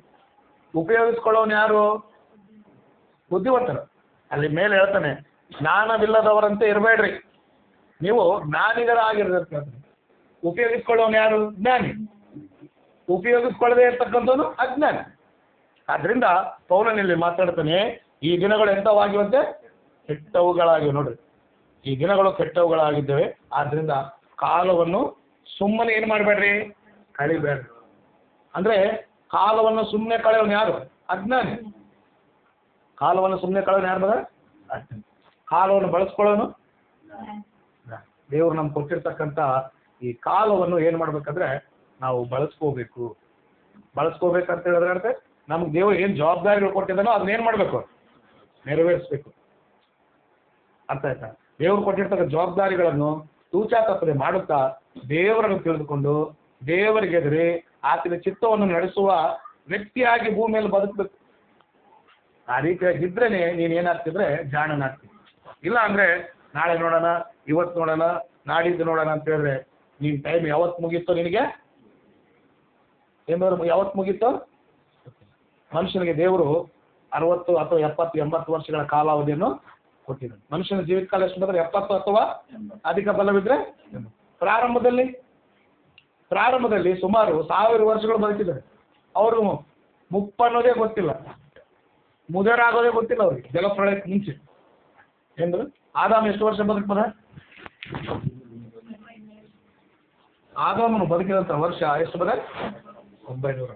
ಈತನ ವಂಶದಲ್ಲಿ ಈತನಿಗಿಂತ ಜಾಸ್ತಿ ಬದುಕಿದ್ದಾನೆ. ಮೆತುಶೆಲ ಎಂಬ ವ್ಯಕ್ತಿ 900 ಎಷ್ಟು ಬದ? 69 ವರ್ಷಗಳು ಬದುಕಿದನಂತೆ. ಯಾರು? ಮೆತುಶೆಲ. ಆದಿಕಾಂಡ ಪುಸ್ತಕ 5:5 ಆದಾಮನು 930 ವರ್ಷ, ಆದಿಕಾಂಡ 5:27 ಮೆತುಶೆಲ 969 ವರ್ಷ ಬದುಕಿದನಂತೆ. ಇನ್ನು ನೋಹನ ಬಗ್ಗೆ ನೋಡಿದಾಗ ಆದಿಕಾಂಡ ಪುಸ್ತಕ 9:29 ನೋವನು 950 ವರ್ಷಗಳು ಬದುಕಿದ. ಇವಾಗ ಯಾವಾಗ ಮುದಿಯರಾಗೋದು ಇವರು? ಮುದಿಯರ ಅನ್ನೋದೇ ಅವ್ರಿಗೆ ಗೊತ್ತಿಲ್ಲ. ಜಲಪ್ರಳಯಕ್ಕೆ ಮುಂಚೆ ಮುದಿತನೇ ಗೊತ್ತಿಲ್ಲ. ಯಾವಾಗಲೂ ಅವ್ರೇನು ಯಂಗ್ ಅಂಡ್ ಡೈನಮಿಕ್. ಆ ಮುದುಕರಂದ್ರೆ ಏನೋ ಅವ್ರಿಗೆ ಗೊತ್ತೇ ಇಲ್ಲ. ಆಲೋಚನೆ ಮಾಡೋದು, ಮುದಿತನೇ ಗೊತ್ತಿಲ್ಲ ಅವ್ರಿಗೆ. 969, 950, 930 ವರ್ಷಗಳ ಕಾಲ ಬದುಕಿದೆ. ಇದೆಲ್ಲ ಜಲಪ್ರಳಯಕ್ಕೆ ಮುಂಚೆ. ಜಲಪ್ರಳಯ ಆದ ನಂತರ ದೇವರು ಮನುಷ್ಯನ ಆಯುಷ್ ಕಾಲವನ್ನು ಏನ್ ಮಾಡಿದ? 120ಕ್ಕೆ. ಆದಿಕಾಂಡ ಪುಸ್ತಕ 6ನೇ ಅಧ್ಯಾಯ 3ನೇ ವರ್ಷದಲ್ಲಿ ನೋಡಿದಾಗ ಮನುಷ್ಯರು ತಮ್ಮ ಅಕ್ರಮಗಳ ವಿಷಯದಲ್ಲಿ ಏನ್ ಮಾಡಿದ್ದಾರೆ? ನರಮಾತೃ ಆಗಿದೆ. ಅಂದ್ರೆ ಏನ್ ಮಾಡಿದ್ರೆ ಮನುಷ್ಯರು ದೇವ್ರು ಕೊಟ್ಟಿರ್ತಕ್ಕಂಥ ಜಾಸ್ತಿ ಆಯುಷ್ ಕಾಲವನ್ನು ಏನ್ ಮಾಡಿದ್ರೆ ದುರ್ಬಳಕೆ ಮಾಡಕತ್ತ. ಅರ್ಥ ಆಯ್ತದ? ಮಗನಿಗೆ ಒಂದು 500 ರೂಪಾಯಿ ಕೊಟ್ಟಿದೆ, ಅವ್ನು ದುರ್ಬಳಕೆ ಮಾಡಕತ್ತ ಏನ್ ಮಾಡ್ತೆ? ಕಟ್ ಮಾಡಿ ನಾಳೆಯಿಂದ ಎಷ್ಟು ಕೊಡ್ತಿ? 50 ರೂಪಾಯಿ ಕೊಡ್ತಿ, 10 ರೂಪಾಯಿ ಕೊಡ್ತಿ, 20 ರೂಪಾಯಿ ಜಾಸ್ತಿ ಕೊಟ್ಟಂಗೆಲ್ಲ ಏನ್ ಮಾಡ್ತಾನೆ ಅವನು? ಈಗ ದೇವ್ರು ಕೂಡ 930, 940, 950 ಇಷ್ಟು ವರ್ಷ ಕೊಟ್ರೆ ಮನುಷ್ಯ ಏನ್ ಮಾಡಿದಾರೆ ಅದನ್ನ ಪಾಪಗಳಿಗೆ ಉಪಯೋಗಿಸ್ಕೊಳ್ಳಿಕ್ಕೆ. ಅವಾಗ ದೇವ್ರು ಅನ್ಕೊಂಡ ಅಲ್ಲೆಲ್ಲ ಇವರು ಜಾಸ್ತಿ ಟೈಮ್ ಕೊಟ್ಟಂಗೆಲ್ಲ ಏನ್ ಮಾಡಕತ್ತಾರೆ? ಪಾಪದ ಕೆಲಸಗಳು, ದ್ರೋಹದ ಕೆಲಸಗಳು, ನನಗೆ ವಿರುದ್ಧವಾಗ್ತಕ್ಕಂಥ ಕೆಲಸಗಳು ಮಾಡ್ತಾರೆ. ಇಷ್ಟು ಇವ್ರಿಗೆ ಬೇಕಾಗೇ ಇಲ್ಲ, ಬೇಡ ಇದು. ಇವ್ರು ಜಾಸ್ತಿ ಕೊಟ್ಟಂಗೆಲ್ಲ ಅವ್ರಿಗೆ ಏನಾಗುತ್ತೆ ತೊಂದರೆ. ಅವ್ರು ಕೊಟ್ಟಿರ್ತಕ್ಕಂಥ ಟೈಮ್ನ ಏನ್ ಮಾಡ್ತಿದ್ರೆ ಪಾಪದ ಕೆಲಸಗಳಿಗೆ, ದೇವರಿಗೆ ವಿರೋಧವಾಗಿರ್ತಕ್ಕಂಥ ಕಾರ್ಯಕ್ರಮ ಮಾಡಲಿಕ್ಕೆ ಇದು ಮಾಡ್ತಿದ್ರು ಅಂತೇಳಿ ದೇವರು 6ನೇ ಅಧ್ಯಾಯದಲ್ಲಿ ನೊಂದುಕೊಂಡು ಮನುಷ್ಯರ ಆಯುಷ್ ಕಾಲ ಎಷ್ಟು ಕಡಿಮೆ ಮಾಡ್ದ? ಎಷ್ಟು ಬದ? ಎಷ್ಟು? 969, 120, ಅರ್ಧಗಳೆಲ್ಲ ಗಿರ್ಧಗೂಡ ಇಲ್ಲ. ಬರೀ ಏನಾಯ್ತದೆ? 120 ವರ್ಷ. 120 ವರ್ಷ ಬದುಕಿದ್ದಾರೆ ಯಾರಾದ್ರು? ಮೋಶೆ 120 ವರ್ಷಗಳ ಕಾಲ ಬದುಕಿದ್ದಾರೆ. ಅರ್ಥ ಆಯ್ತಾ? ವೃದ್ಧಾಪ್ಯ ಅನ್ನೋದೇ ಮೊಟ್ಟ ಮೊದಲನೇದಾಗಿ ಯಾರ ಬಗ್ಗೆ ಬರೆಯಲ್ಪಟ್ಟಿದೆ? ಅಬ್ರಹಾಮನ ಬಗ್ಗೆ ಬರೆಯಲ್ಪಟ್ಟಿದೆ. 15ನೇ ಅಧ್ಯಾಯ 7ನೇ ವಚನದಲ್ಲಿ ನಾವು ನೋಡಿದಾಗ ಈ ಒಂದು ಅಬ್ರಹಾಮನ ಬಗ್ಗೆ 15:15 15:15 ಅಬ್ರಹಾಮನು ಮುಪ್ಪಿಗೆ ಬಂದು ಸಾಯ್ತಾನೆ ಎಂಬುದಾಗಿ ದೇವರು ಮೊದಲು ಹೇಳ್ತಾನೆ. 15:15 ನೀನು ಒಳ್ಳೆ ಮುಪ್ಪಿನಲ್ಲಿ ಈಗ ಎಲ್ಲೇ ಐತೆ ಒಳ್ಳೆ ಮುಪ್ಪು ಹೇಳ್ರಿ? 930, 940, ಎಲ್ಲೇ ಒಳ್ಳೆ ಮುಪ್ಪು? ಮುಪ್ಪು ಅನ್ನೋದು ಮೊಟ್ಟ ಮೊದಲನೇದಾಗಿ ಬೈಬಲಲ್ಲಿ ಯಾರ ಬಗ್ಗೆ ಬರೆಯಲ್ಪಟ್ಟಿದೆ? ಅಬ್ರಹಾಮನ ಬಗ್ಗೆ. 15:15ರಲ್ಲಿ ನೀನು ಒಳ್ಳೆ ಮುಪ್ಪಿನಲ್ಲಿ ಸಾಯ್ತಿ ಅಂತ ಹೇಳ್ದ. ಅದೇ ಪ್ರಕಾರ 25ನೇ ಅಧ್ಯಾಯ 7-8 ವರ್ಷ ನೋಡಿದ್ರೆ 175 ವರ್ಷಗಳ ಕಾಲ ಬದುಕಿ ಒಳ್ಳೆಯ ಮುಪ್ಪಿನಲ್ಲಿ ಪ್ರಾಣ ಬಿಟ್ಟಂತೆ. ಯಾರು? ಯಾವುದು ಒಳ್ಳೆ ಮುಪ್ಪು? 175 ವರ್ಷಗಳಿಗೆ ಏನಾಗಿದೆ ಅಂತ ಹೇಳಿದ್ರೆ ಒಳ್ಳೆಯ ಮುಪ್ಪಿನಿಂದ ಅಬ್ರಹಾಮನು ಪ್ರಾಣ ಬಿಟ್ಟನು ಎಂಬುದಾಗಿ 25ನೇ ಅಧ್ಯಾಯ ಆದಿಕಾಂಡ 7-8 ವಚನದಲ್ಲಿ ಬರೆಯಲ್ಪಟ್ಟಿದೆ. 175 ವರ್ಷಕ್ಕೆ ಎಂತ ಮುಪ್ಪು ಅಂತ ಬರೋದು? ಮತ್ತೆ ಇದಕ್ಕೇನಂತಿದೆ? ಇದು ಯಾವ ಮುಪ್ಪು? ಮುಪ್ಪೇ ಇಲ್ಲ. ಆಗಿನ ಕಾಲದಲ್ಲಿ ಒಳಗಡೆ ನಾವು ಹುಟ್ಟಿದ್ರೆ ಹೆಂಗಿರ್ತದೆ? ಹನುಮಂತಪ್ಪರೆ ನಿಮಗೆ ಬೀಳಿದನೆ ಬಟ್ ಇದೆಲ್ಲ ಕೂದಲು ಕೂಡ ಹೋಗ್ತಿತ್ತು. ಆದ್ದರಿಂದ ಮುಪ್ಪು ಅನ್ನೋದನ್ನ ಅಬ್ರಹಾಮನಿಂದ ಪ್ರಾರಂಭವಾದಾಗ ನಾವು ದೇವರ ವಾಕ್ಯದಲ್ಲಿ ನೋಡ್ತೀವಿ. ಇಸಾಕನು ಕೂಡ 27:1ರಲ್ಲಿ ವೃದ್ಧನಾಗಿ ಕಣ್ಣುಗಳು ಸರಿಯಾಗಿ ಕಾಣಲಿಲ್ಲ ಎಂಬುದಾಗಿ ದೇವರ ವಾಕ್ಯ ನಮಗೆ. ಆದ್ರಿಂದ ಜಲಪ್ರಳಯಕ್ಕೆ ಮುಂಚೆ ದೇವರು ಸುಮಾರು 1000 ವರ್ಷಗಳು ಅನ್ಕೊಂಡು ಹೆಚ್ಚು ಕಡಿಮೆ. ಜಲಪ್ರಳಯದ ನಂತರ 120ಕ್ಕೆ ಮಾಡಿದ. ಈ 120 ಕೂಡ ಏನಾಯ್ತು ಮನುಷ್ಯರಿಗೆ? 10ನೇ ವರ್ಷ ನೋಡ್ರು. 9ನೇ ಕೀರ್ತನೆ ಈಗ ತಾನೇ ಓದಿದಂತ 9ನೇ ಕೀರ್ತನೆ 10ನೇ ವಚನವನ್ನು ನಾವು ನೋಡಿದಾಗ ಅದು ಕೂಡ ಜಾಸ್ತಿ ಆಯ್ತು ಎಂಬುದಾಗಿ ಮೋಸೆ ಬರಿತಾ ಈ ರೀತಿಯಾಗಿ ಹೇಳ್ತಾನೆ. 10ನೇ ವಚನ, ನಮ್ಮ ಆಯುಷ್ಕಾಲವು 70 ವರ್ಷ. ನೋಡ್ರಿ, ನಮ್ಮ ಆಯುಷ್ಕಾಲವು 120 ಇದ್ದದ್ದು ದೇವ್ರು ಏನು ಮಾಡಿದ್ರು ಮೊದಲ? ಮತ್ತೆ ಏನಾಗಿದೆ ಅಂತದ? ಎಷ್ಟಂತೆ? 70. ಅಧಿಕ ಬಲವಿದ್ರೆ ಅರ್ಥ ಅಂದ್ರೆ ಇನ್ನು ಗಟ್ಟಿಪಟ್ಟಿದಾನ, ಒಳ್ಳೆ ಆಹಾರ ತಿಂತಾನೆ, ಚೆನ್ನಾಗಿ ಕೆಲಸ ಮಾಡ್ತಾನೆ, ಯಾವ ದುರಭ್ಯಾಸಗಳಿಲ್ಲ ಅಂದ್ರೆ 80 ವರ್ಷ. ಆದ್ರೂ ಕೂಡ ಅದು ಕೂಡ ಎಂತದಂತ ನೋಡ್ರಿ, 80 ಕಷ್ಟ ಸಂಕಟಗಳೇ ಅದರ ಆಡಂಬರ ಅಂತ. ಮನುಷ್ಯನ ಆಯುಷ್ಕಾಲ ಆಡಂಬರಕ್ಕೆ ಹೋಲಿಸಲಾಗಿದೆ. ಆಡಂಬರ ಅಂದ್ರೆ ಆಡಂಬರ ಅಂದ್ರೆ ವೈಭವ ಅಂತ. ಏನ್ ನಡೀತಾನ, ಏನ್ ಬರ ನೀಚೆಗೆ ಇದಾಗ್ತಾನ, ಇದಕ್ಕಾಗ್ತಾನ, ಅದಕ್ತಾನ, ಜುಮ್ಮು ಏನೋ ಬಾ ಟ್ರಿಮ್ಮಾಗೆ ಅಂತ ನೋಡ್ರಿ, ಏನ ಹಂಗಿದ್ದು ಹೆಂಗಿದ್ದು ಆಡಂಬರ. ಆದ್ರೆ ಮನುಷ್ಯನ ಆಯುಷ್ಕಾಲ ಆಡಂಬರನೇ. ಆ ಆಡಂಬರ ಎಂತದಂದ್ರೆ ಕಷ್ಟ ಸಂಕಟಗಳೇ ಅದರ ಆಡಂಬರ. ಅದು ಬೇಗನೆ ಗಟ್ಟಿಸಿ 70-80 ಕೂಡ ಏನಾಗುತ್ತಂತೆ, ಭಾಳ ದಿನ ಇರ್ತದ. ನೋಡ್ತಾ ಇದ್ದಾಗ ಏನಾಗಿರ್ತದ, 70 ಎಲ್ಲ ಹೋಗ್ಬಿಡ್ತು ಅವಾಗಲೇ. ನಾನು ಇವಾಗ ಅನ್ಕೋತೀನಿ ಇನ್ನು 9ನೇ ಕ್ಲಾಸ್ನಾಗ 10ನೇ ಕ್ಲಾಸ್ನಾಗ ನೋಡಿ, ಇವಾಗಲೇ ಅವಾಗ ಏನಾಗದ ಇಷ್ಟ ಆಯ್ತು ಅವಾಗಲೇ. ಇವ್ರು ದೊಡ್ಡವರಾದ್ರೆ ಅವ್ರು ದೊಡ್ಡವರಾಗುತ್ತೆ. ಅದು ಬೇಗನೆ ಗಟ್ಟಿಸಿ ಹೋಗುತ್ತದೆ. ನಾವು ಹಾರಿ ಹೋಗುತ್ತೇವೆ. ಏನಂದ್ರೆ ನಾವು ಹಾರಿ ಹೋಗುತ್ತೇವೆ. ಆದ್ರಿಂದ ದೇವರು ಕೊಟ್ಟಂತ ಆಯುಷ್ಕಾಲ ಏನಾಗುತ್ತದೆ, ಹಾರಿ ಹೋಗುತ್ತದೆ. ಆದ್ರಿಂದ ದೇವರು ನಮಗೆ ಕೊಟ್ಟಿರ್ತಕ್ಕಂಥ ಆಯುಷ್ಕಾಲವನ್ನು ನಾವೇನ್ ಮಾಡ್ಬೇಕಂದ್ರೆ ಸರಿಯಾಗಿ ಬಳಸ್ಕೋಬೇಕು.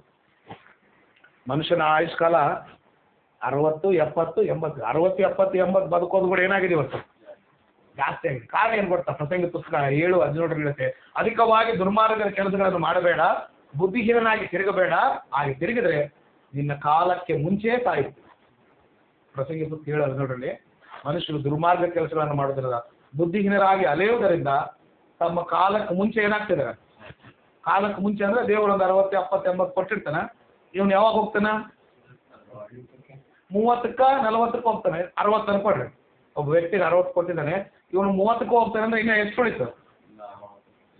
ಇನ್ನ 30 ಉಳಿತು. ಕಾರಣ ಏನು ಎದಕ್ಕೋದ? ಅಧಿಕವಾಗಿ ದುರ್ಮಾರ್ಗದ ಕೆಲಸಗಳನ್ನು ಮಾಡೋದ್ರಿಂದ ಬುದ್ಧಿಹೀನರಾಗಿ. ಅದಕ್ಕೆ ಪ್ರಸಂಗಿ 7:17 ಹೇಳ್ತಾನೆ, ಅಧಿಕವಾದ ದುರ್ಮಾರ್ಗ ಕೆಲಸಗಳನ್ನು ಮಾಡಬೇಡ, ಬುದ್ಧಿಹೀನಾಗುತ್ತೆ, ತಿರುಗಬೇಡ. ತಿರುಗಿ ಹಂಗೆ ಮಾಡಿ ನಿನ್ನ ಕಾಲಕ್ಕೆ ಮುಂಚೆ ಯಾಕೆ ಬೇಗ ಸಾಯ್ತಿ.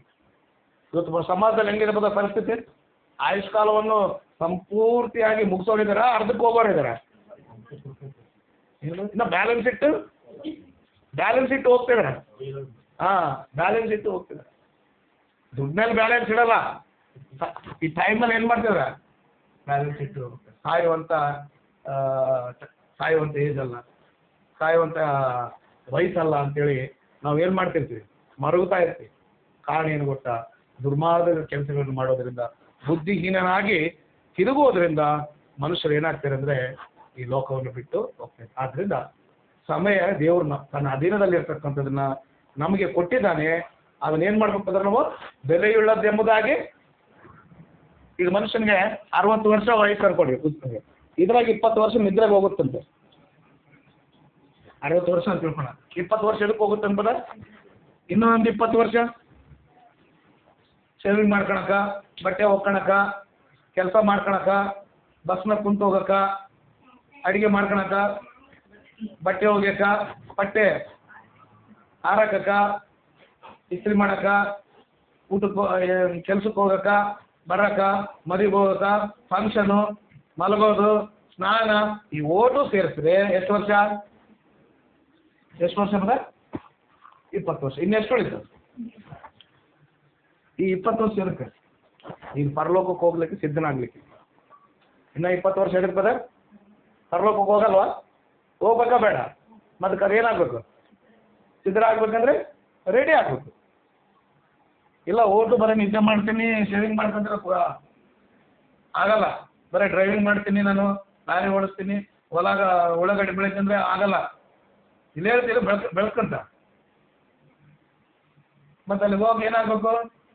ಅದಕ್ಕೆ ಮತ್ತೆ ಬರ್ಸುವಾರ್ಥ 25ನೇದಲ್ಲಿ 5 ಜನ ಬುದ್ಧಿಹೀನರು, ಬುದ್ಧಿ ಉಳ್ಳ ಕನ್ನಿಕರು, 5 ಜನ ಬುದ್ಧಿ ಉಳ್ಳವರು ಅಂತ ಹೇಳಿದ್ರೆ ನೆನೆಸ್ತಿರ್ತಾನೆ ಸಾಂಗ್. 5 ಜನ ಸಿದ್ಧರಾಗಿದ್ರು, 5 ಜನ ಸಿದ್ಧರಿರಲಿಲ್ಲ. ಸಿದ್ಧರಿದ್ದವರು ಮೊದಲನೇ ಜೊತೆ ಎಲ್ಲಿಗೆ ಹೋದ್ರು? ಮದುವೆ ಹೋದ್ರು. ಸಿದ್ಧರಿದ್ದವರು ಅಲ್ಲಿ ಬಿಡಲ್ಪಟ್ಟು. ಇದರ ಅರ್ಥ ಏನಂದ್ರೆ ಕರ್ತನಾದ ಯೇಸು ಕ್ರಿಸ್ತ ಬರ್ತಾನೆ, ಸಿದ್ಧವಾಗಿರ್ತಕ್ಕಂಥವ್ರನ್ನ ಏನ್ ಮಾಡ್ತಾನೆ? ಎಲ್ಲಿಗೆ ರೆಡಿ ಆಗ್ಬೇಕು? ಎಲ್ಲಿಗೆ ಹೋಗ್ಬೇಕಂಬ ರೆಡಿ ಆಗ್ಬೇಕು. ಮತ್ತೆ ಮದುವೆಗಲ್ಲ, ಅಲ್ಲಿಪುರಕ್ಕಲ್ಲ, ಜಲ್ಲಿಪುರಕ್ಕೂ ಅಲ್ಲ, ಎಲ್ಲಿಗೆ ಹೋಗ್ಲಿಕ್ಕೆ? ಪರಲೋಕಕ್ಕೆ ಹೋಗ್ಲಿಕ್ಕೆ. ಮತ್ತೆ ನೀನು ಟೈಮ್ ಸ್ಪೆಂಡ್ ಮಾಡಲ್ಲ. 60 ವರ್ಷ ಕಾಲದಲ್ಲಿ 20 ವರ್ಷ ನಿದ್ದೆಗೆ ಹೋಯ್ತು, 20 ವರ್ಷ ಕೆಲಸ, ಹೆಂಡ್ರು, ಮಕ್ಕಳು, ಬಟ್ಟೆ, ಬರೆ ಕೆಲಸ, ಅದು ಇದು ಜಗಳ ಇದಕ್ಕಾಯ್ತು. ಇನ್ನೊಂದು 20 ವರ್ಷ ಉಳಿದೈತೆ. ಅದು ಎದಕ್ಕೆ ಬರ? ಪರಲೋಕಕ್ಕೆ ಹೋಗ್ಲಿಕ್ಕೆ, ಆ ಅಂತ್ಯವಿಲ್ಲದ ನಿತ್ಯತ್ವವನ್ನು ದೇವರ ಹತ್ರ ಕಳೀಲಿಕ್ಕೆ. ಮತ್ತೆ ದೇವ್ರ ಟೈಮ್ ಕೊಡಲ್ವಾ? ಇರ್ಬೇಕಂದ್ರೆ ಕೊಡು, ಬೇಡಪ್ಪ ನನಗೆ ಬೇಡ ಅಂದ್ರೆ ಅದ್ರಾಗೆ ಏನು ಮಾಡು? Time spend. ಅದಕ್ಕೆ ದೇವ್ರ ವಾಕ್ಯ ಹೇಳುತ್ತೆ, ಟೈಮ್ ಎಷ್ಟು ಸ್ಪೀಡಾಗಿ ಏನಾಗ್ತಾ ಇದೆ, ಗತಿಸಿ ಹೋಗ್ತಾ ಇದೆ. ದೇವರು ಈ ಟೈಮ್ನ ತನ್ನ ಅಧೀನದಲ್ಲಿ ಇಟ್ಕೊಂಡಿರ್ತಕ್ಕಂಥ ಟೈಮ್ ನಮ್ಗೆ ಕೊಟ್ಟಿದ್ದಾನೆ. ನಾವೆಷ್ಟೋ ಪುಣ್ಯವಂತರು. ದೇವ್ರು ಕೊಟ್ಟಿರ್ತಕ್ಕಂಥ ಟೈಮ್ನ ಏನು ಮಾಡೋರು? ವೇಸ್ಟು? ಅದು ಬೆಲೆಯುಳ್ಳದ್ದೆಂಬುದಾಗಿ ಭಾವಿಸಿ ಅದನ್ನೇನು ಮಾಡ್ಕೊಡ್ರಿ? ಉಪಯೋಗ ಮಾಡಿ. ದೇವ್ರಿಗಾಗಿ ಎಷ್ಟು ಟೈಮ್ ನೀವು ಸ್ಪೆಂಡ್ ಮಾಡ್ತೀವಿ? ಟೈಮ್ ಆರಾಧನೆ ಬರ್ತಾ ಇದೆಯಾ? ಪ್ರಾರ್ಥನೆ ಮಾಡ್ತಾ ಇದೆಯಾ? ದೇವ್ರು ನಂಬ್ಕೊಂಡಿದ್ಯಾ? ದೀಕ್ಷಾನ ತೆಗೆದುಕೊಂಡಿದ್ಯಾ? ಪರಿಶೋಧನೆಯಾಗಿ ಬದುಕ್ತಾ ಇದೆಯಾ? ನಾನು ಪರಲೋಕಕ್ಕೆ ಹೋಗ್ಬೇಕೆಂಬುದಾಗಿ ಈ ಲೋಕದಲ್ಲಿ ಏನಾಗ್ಬೇಕು? ನೀವು ರೆಡಿ ಆಗ್ಬೇಕು. ರೆಡಿ ಆಗ್ಬೇಕಂದ್ರೆ ಬಟ್ಟೆ ಹೊಡ್ಕೊಂಡು, ಪೌಡ್ರ್ ಹೊಡ್ಕೊಂಡು, ಬ್ಯಾಗ್ ಹಿಡ್ಕೊಳ್ಳೋದಲ್ಲ. ಅದು ಎಲ್ಲಿಗಂದ್ರೆ ಮದುವೆಗೆ ಹೋಗೋದು. ನಾವು ಎಲ್ಲಿಗೇನು ಹೋಗ್ಬೇಕಂದ್ರೆ ರೆಡಿ ಆಗ್ತೀವಲ್ಲ ಬದ? ಆಗ್ತಿರಲ್ಲ. ಮತ್ತು ಪರಲೋಕಕ್ಕೆ ಹೋಗ್ಬೇಕಂದ್ರೆ ರೆಡಿ. ಏನು ರೆಡಿ ಆಗೋದಂದ್ರೆ ಇಲ್ಲೇನು ರೆಡಿ ಆಗ್ಬೇಕು? ಪರಲೋಕಕ್ಕೆ ಹೋಗ್ಲಿಕ್ಕೆ ರೆಡಿ ಆಗೋದಂದ್ರೆ ಹೆಂಗೆ ಬದ? ದೇವ್ರು ನಂಬ್ಕೋಬೇಕು, ದೀಕ್ಷಾ ತೆಗೆದುಕೋಬೇಕು. ಅಂದರೆ ಪರಲೋಕಕ್ಕೆ ಹೋಗ್ಲಿಕ್ಕೆ ಟಿಕೆಟ್ ತಗೋಬೇಕು. ಟಿಕೆಟ್ ಏನಿಲ್ಲ, ಟಿಕೆಟ್ ಏನು? ಟಿಕೆಟ್ ಬಿಸಾಕ್ಬಾರ್ದು. ಮತ್ತೆ ಟಿಕೆಟ್ ತಗೊಂಡು ಟಿಕೆಟ್ ಬಿಸಾಕಿದ್ರೆ ಬಂದು ಫೈನು ಹಾಕ್ತಾರೆ. ಪರಲೋಕಕ್ಕೆ ಹೋಗ್ಲಿಕ್ಕೆ ಟಿಕೆಟ್ ಯಾವುದಂದ್ರೆ ದೀಕ್ಷಾ. ಅದನ್ನ ಭದ್ರವಾಗಿ ಏನು ಮಾಡಬೇಕು? ನೀನು ಪ್ರಾರ್ಥನೆ ಬರಲಾರ್ದಂಗ, ಆರಾಧನೆ ಬರಲಾರ್ದಂಗ, ಪರಿಶುದ್ಧನಾಗಿ ಬರದಂಗಿದ್ರೆ ಟಿಕೆಟ್ ಇನ್ನೇನು ಮಾಡ್ದಂಗೆ ನೀನು? ಎಷ್ಟೋ ಜನ ಟಿಕೆಟ್ ಏನು ಮಾಡ್ಕೊಂಡ್ರಿ ಇವತ್ತು? ಏನು ಮಾಡೋದು? ಕಳ್ಕೊಂಡ್ರಲ್ಲ, ಬಿಸಾಕಾರ. ಕಳ್ಕೊಂಡ್ರಂದ್ರೆ ಅದೊಂದು ಮಾತ್ರ, ಏನೋ ಬಿಡಪ್ಪ ಅದು ಇಲ್ಲಿ ಇಟ್ಕೊಂಡಿದ್ದೆ, ಕಳೆದೋಯ್ತಂದ್ರೆ ಅರ್ಥ ಏನಂದ್ರೆ ಏನೋ ಮರಪಾಗಿ ಏನಾಗೈತೆ. ಕಳ್ಕೊಂಡವ್ರಲ್ಲ ನಾವು ಏನು ಮಾಡಿದವರು? ಬಿಸಾಕೋರ್ಗೂ ಕಳ್ಕೊಂಡವ್ರಿಗೆ ಏನಿದೆ? ಎರಡು ಒಂದೇ ಅಲ್ಲ. ಅರ್ಥ ಆಯ್ತಾ? ನಾವು ಕಳ್ಕೊಂಡವ್ರ ಬಿಸಾಕೋರ ಹೇಳ್ಬೇಕು. ಬಿಸಾಕೋರು ಇದು ಕೂಡ ಇದೆ ಟಿಕೆಟ್ ನಾನು ತಗೊಂಬಿಟ್ಟಿನಿ ಅಂತೇಳಿ. ಯಾಕಂತ ಎಷ್ಟೋ ಜನ ಟಿಕೆಟ್ ಬಿಸಾಕೊಂಬಿಟ್ರು. ಆರಾಧನೆ ಇಲ್ಲ, ಪ್ರಾರ್ಥನೆ ಇಲ್ಲ, ಪರಿಶುದ್ಧತೆ ಇಲ್ಲ. ಬರೀ ಇವರು ಒಣ ಜಗಳ, ಬರೀ ಕೆಲಸ, ಬರೀ ಅದಾಯಿತು ಇದಾಯಿತು, ನಮ್ಗೆ ಟೈಮ್ ಇಲ್ಲ ಅಂದರೆ ಇಷ್ಟೊತ್ತಾಗ ಆ ಟಿಕೆಟ್ ಏನು ಮಾಡ್ಯಾನ? ಬಿಸಾಕ. ಟಿಕೆಟ್ ಇಲ್ಲ ಅಂದ್ರೆ ಎಲ್ಲಿಗೆ ಹೋಗೋಕ್ಕಾಗಲ್ಲ. ಎಲ್ಲಿಗಾಗಲ್ಲ? ಆದ್ದರಿಂದ ಪ್ರಿಯ ದೇವ್ರ ಮಕ್ಕಳೇ, ದೇವ್ರು ನಮ್ಗೆ 60 ವರ್ಷ ಅನ್ಕೊಡ್ರಿ, ಒಂದು 20 ವರ್ಷ ಪರಲೋಕಕ್ಕೆ ಹೋಗ್ಲಿಕ್ಕೆ ನಾವೇನಾಗಬೇಕು? ಸಿದ್ಧರಾಗ. ದೇವ್ರು ನಂಬ್ಕೋಬೇಕು, ದೀಕ್ಷಾಸ್ಥಾನ ತೆಗೆದುಕೊಳ್ಬೇಕು, ಸಭೆಯಲ್ಲಿ ಸದಸ್ಯತ್ವ ಪಡಿಬೇಕು. ಆ ದೇವರ ರಾಜ್ಯ ಅಥವಾ ಸಭೆಯಲ್ಲಿ ಇದ್ದುಕೊಂಡು ಭಕ್ತಿಯಿಂದ ದೇವ್ರನ್ನ ಆರಾಧನೆ ಮಾಡಬೇಕು, ಪರಿಶುದ್ಧರಾಗಿ ಬದುಕಬೇಕು. ನಮಗೇನು ದೇವ್ರ ಜವಾಬ್ದಾರಿ ಕೊಟ್ಟಿದ್ರು ನಾವು ಏನು ಮಾಡಬೇಕು? ನೆರವೇರಿಸ್ತಾ ಪರಿಶುದ್ಧರಾಗಿ ಬದುಕಿದ್ರೆ ಯೇಸು ಕ್ರಿಸ್ತನ್ ಬಂದಾಗ ಟಿಕೆಟ್ ಇರ್ತಕ್ಕಂಥ ಎಲ್ಲರನ್ನ ಏನು ಮಾಡ್ತಾನೆ? ಇಲ್ಲ ಅಲ್ಲಿಟ್ಟಿದ್ದೆ, ಇಲ್ಲಿಟ್ಟಿದ್ದೆ, ಮರ್ತೋಗಿದ್ದೆ, ಪೆಟ್ಟಿಗೆಗಿಟ್ಟಿದ್ದೆ, ಎಲ್ಲ ಹೊಲ್ದಾಗ ಹೋಗಿದ್ದೆ, ಅವೆಲ್ಲ ನಡೆಯಲ್ಲ ಅಂತಾರೆ. ಈಗ ಟ್ರೈನಾಗ ಹೋಗ್ತಿರ್ತೀರಿ, ನೀವು ಟಿಕೆಟ್ ತಗೊಂಡಿಲ್ಲ, ಟಿಕೆಟ್ ಅಂತ ಬರ್ತಾರೆ, ಇಲ್ಲೇ ಇಟ್ಕೊಂಡಿದ್ದೆ ನಿನ್ನಂಥವ್ರು ಎಷ್ಟು ಜನ ನೋಡಿ ಅಂತ ನಾವು ದಿನಾ ನೋಡ್ತೀವಿ. ಇಂಥವ್ರನ್ನ ಬಂದ್ರು ಫೈನ್ ಕಟ್ಟಿ ಇಲ್ಲ ಹೇಳಿ ಪೊಲೀಸರು ಕರೆಸಿ. ಈಗ ಟಿಕೆಟ್ ಇಲ್ಲಾಂದ್ರೆ ನಾವು ಆಡೋ ಡ್ರಾಮಾ ಏನು ಮೊದಲು? ಇಲ್ಲಿದ್ದೆ, ಇಲ್ಲಿ ಪರ್ಸ್ ತೆಗಿತಾನೆ, ಅವ್ನು ಅಂತಾನೆ ಯಾರು ಟಿ.ಸಿ ಏನಂತಾರೆ ಗೊತ್ತ? ನಿನ್ನಂಥವ್ರನ್ನ ದಿನ ಜಡ್ಜಿಗ ನೋಡಿ ಫಸ್ಟ್ ಏನು ಕಟ್ಟ? ಇಲ್ಲ ಸಾರ್ ತಗೊಂಡಿದ್ದ ಅಲ್ಲಿ, ಅವೆಲ್ಲ ಬಿಟ್ಬಿಟ್ಟು ನಾಟಕ ಏನಂತಾನ? ನಿನ್ನ ಟಿಕೆಟ್ ಎಲ್ಲ ಆಲೋಚನೆ ಕರ್ಲೋಕ್ ಹೋಗ್ಲಿಕ್ಕೆ ದೇವ್ರು ಕೊಟ್ಟಿರ್ತಕ್ಕಂಥ ಟಿಕೆಟ್ ಏನಂತ ಹೇಳಿದ್ರೆ ದೀಕ್ಷಾ ಸ್ನಾನ ಒಂದು ರಕ್ಷಣೆ ಒಂದು ಪರಿಶುದ್ಧನಾಗ್ಬೋದು. ಜಾಗ್ರತೆಯಾಗಿ ಇಟ್ಕೋಬೇಕದನ್ನ. ಆ ಟಿಕೆಟ್ ಏನು ಮಾಡ್ಬೇಕ? ನಿನ್ನ ಗಮ್ಯಸ್ಥಾನ ಮುಟ್ಟೋವರೆಗೆ ಏನು ಮಾಡ್ಬೇಕು? ಟಿಕೆಟ್ ತಗೊಂಡು ನೀನು ಬಳ್ಳಾರಿಗೆ ಹೋಗಿ ಸಂಡ್ರಾಗತ್ತೀನಿ ಟಿಕೆಟ್ ಅದು ಗಾಳಿಗೆ ಹೋಗ್ತಾನೆ ಸರ್. ಟಿಕೆಟ್ ತಗೊಂಡು ರೊಕ್ಕ ಕೊಟ್ಟಿನ ಬಿಡು, ಇದ್ರದಾಗ ಏನು ಕೆಲಸ ಅಂತೇಳಿ ಟಿಕೆಟ್ ಕಿಟಕಿಯಿಂದ ಒಗದ್ಬಿಟ್ಟೇನ ಸರ್. ಇನ್ನು ಇದು ಯಾವ ಕೃಷ್ಣಾಪುರನೇ ದಾಟಿಲ್ಲ, ನೀನು ಅವಾಗ ಬಳ್ಳಾರಿ ಸೇರಿದಂಗೆ ಇಡ್ಲಾಗ ಯಾರು ಬರ್ತಾರ? ಚೆಕಿಂಗ್ ಬರ್ತಾರೆ. ಟಿಕೆಟ್ ಇಲ್ಲ ಸರ್ ರೊಕ್ಕ ಕೊಟ್ಟಿನ ಬೇಕಾದ್ರೆ ಕಂಡಕ್ಟರ್ ಕೇಳಿದ್ರೆ ಹುಟ್ಟಿಯಪ್ಪ ಏನು ಕೇಳು, ಟಿಕೆಟ್ ಇಲ್ಲ ಅಂದ್ರೆ ಏನು ಮಾಡ್ತಾರೆ ಮತ್ತೆ? ದಂಡ. ಅದರಿಂದ ನಾವು ರಕ್ಷಣೆ ಹೊಂದಿ ಟಿಕೆಟ್ ಸಂಪಾದನೆ ಮಾಡಿದ್ವಿ ಪರಲೋಕ ಹೋಗ್ಲಿಕ್ಕೆ. ಟಿಕೆಟ್ ಏನು ಮಾಡಬೇಕು? ಭದ್ರವಾಗಿ ನೀನು ಊರು ಬಂದಿಲ್ಲ ಇನ್ನ ಪರಲೋಕ ನಾವೆಲ್ಲರೂ ಕೂಡ ಸೇರಿಲ್ಲ. ಟಿಕೆಟ್ ಏನು ಮಾಡಬೇಕು? ಭದ್ರವಾಗಿ ಇಟ್ಕೊಳ್ಳಿ. ಇಲ್ಲ ಅಂದ್ರೆ ನಿಮ್ಗೆ ದಂಡ. ಏನು ಕೊಡ್ತದೆ ದಂಡ?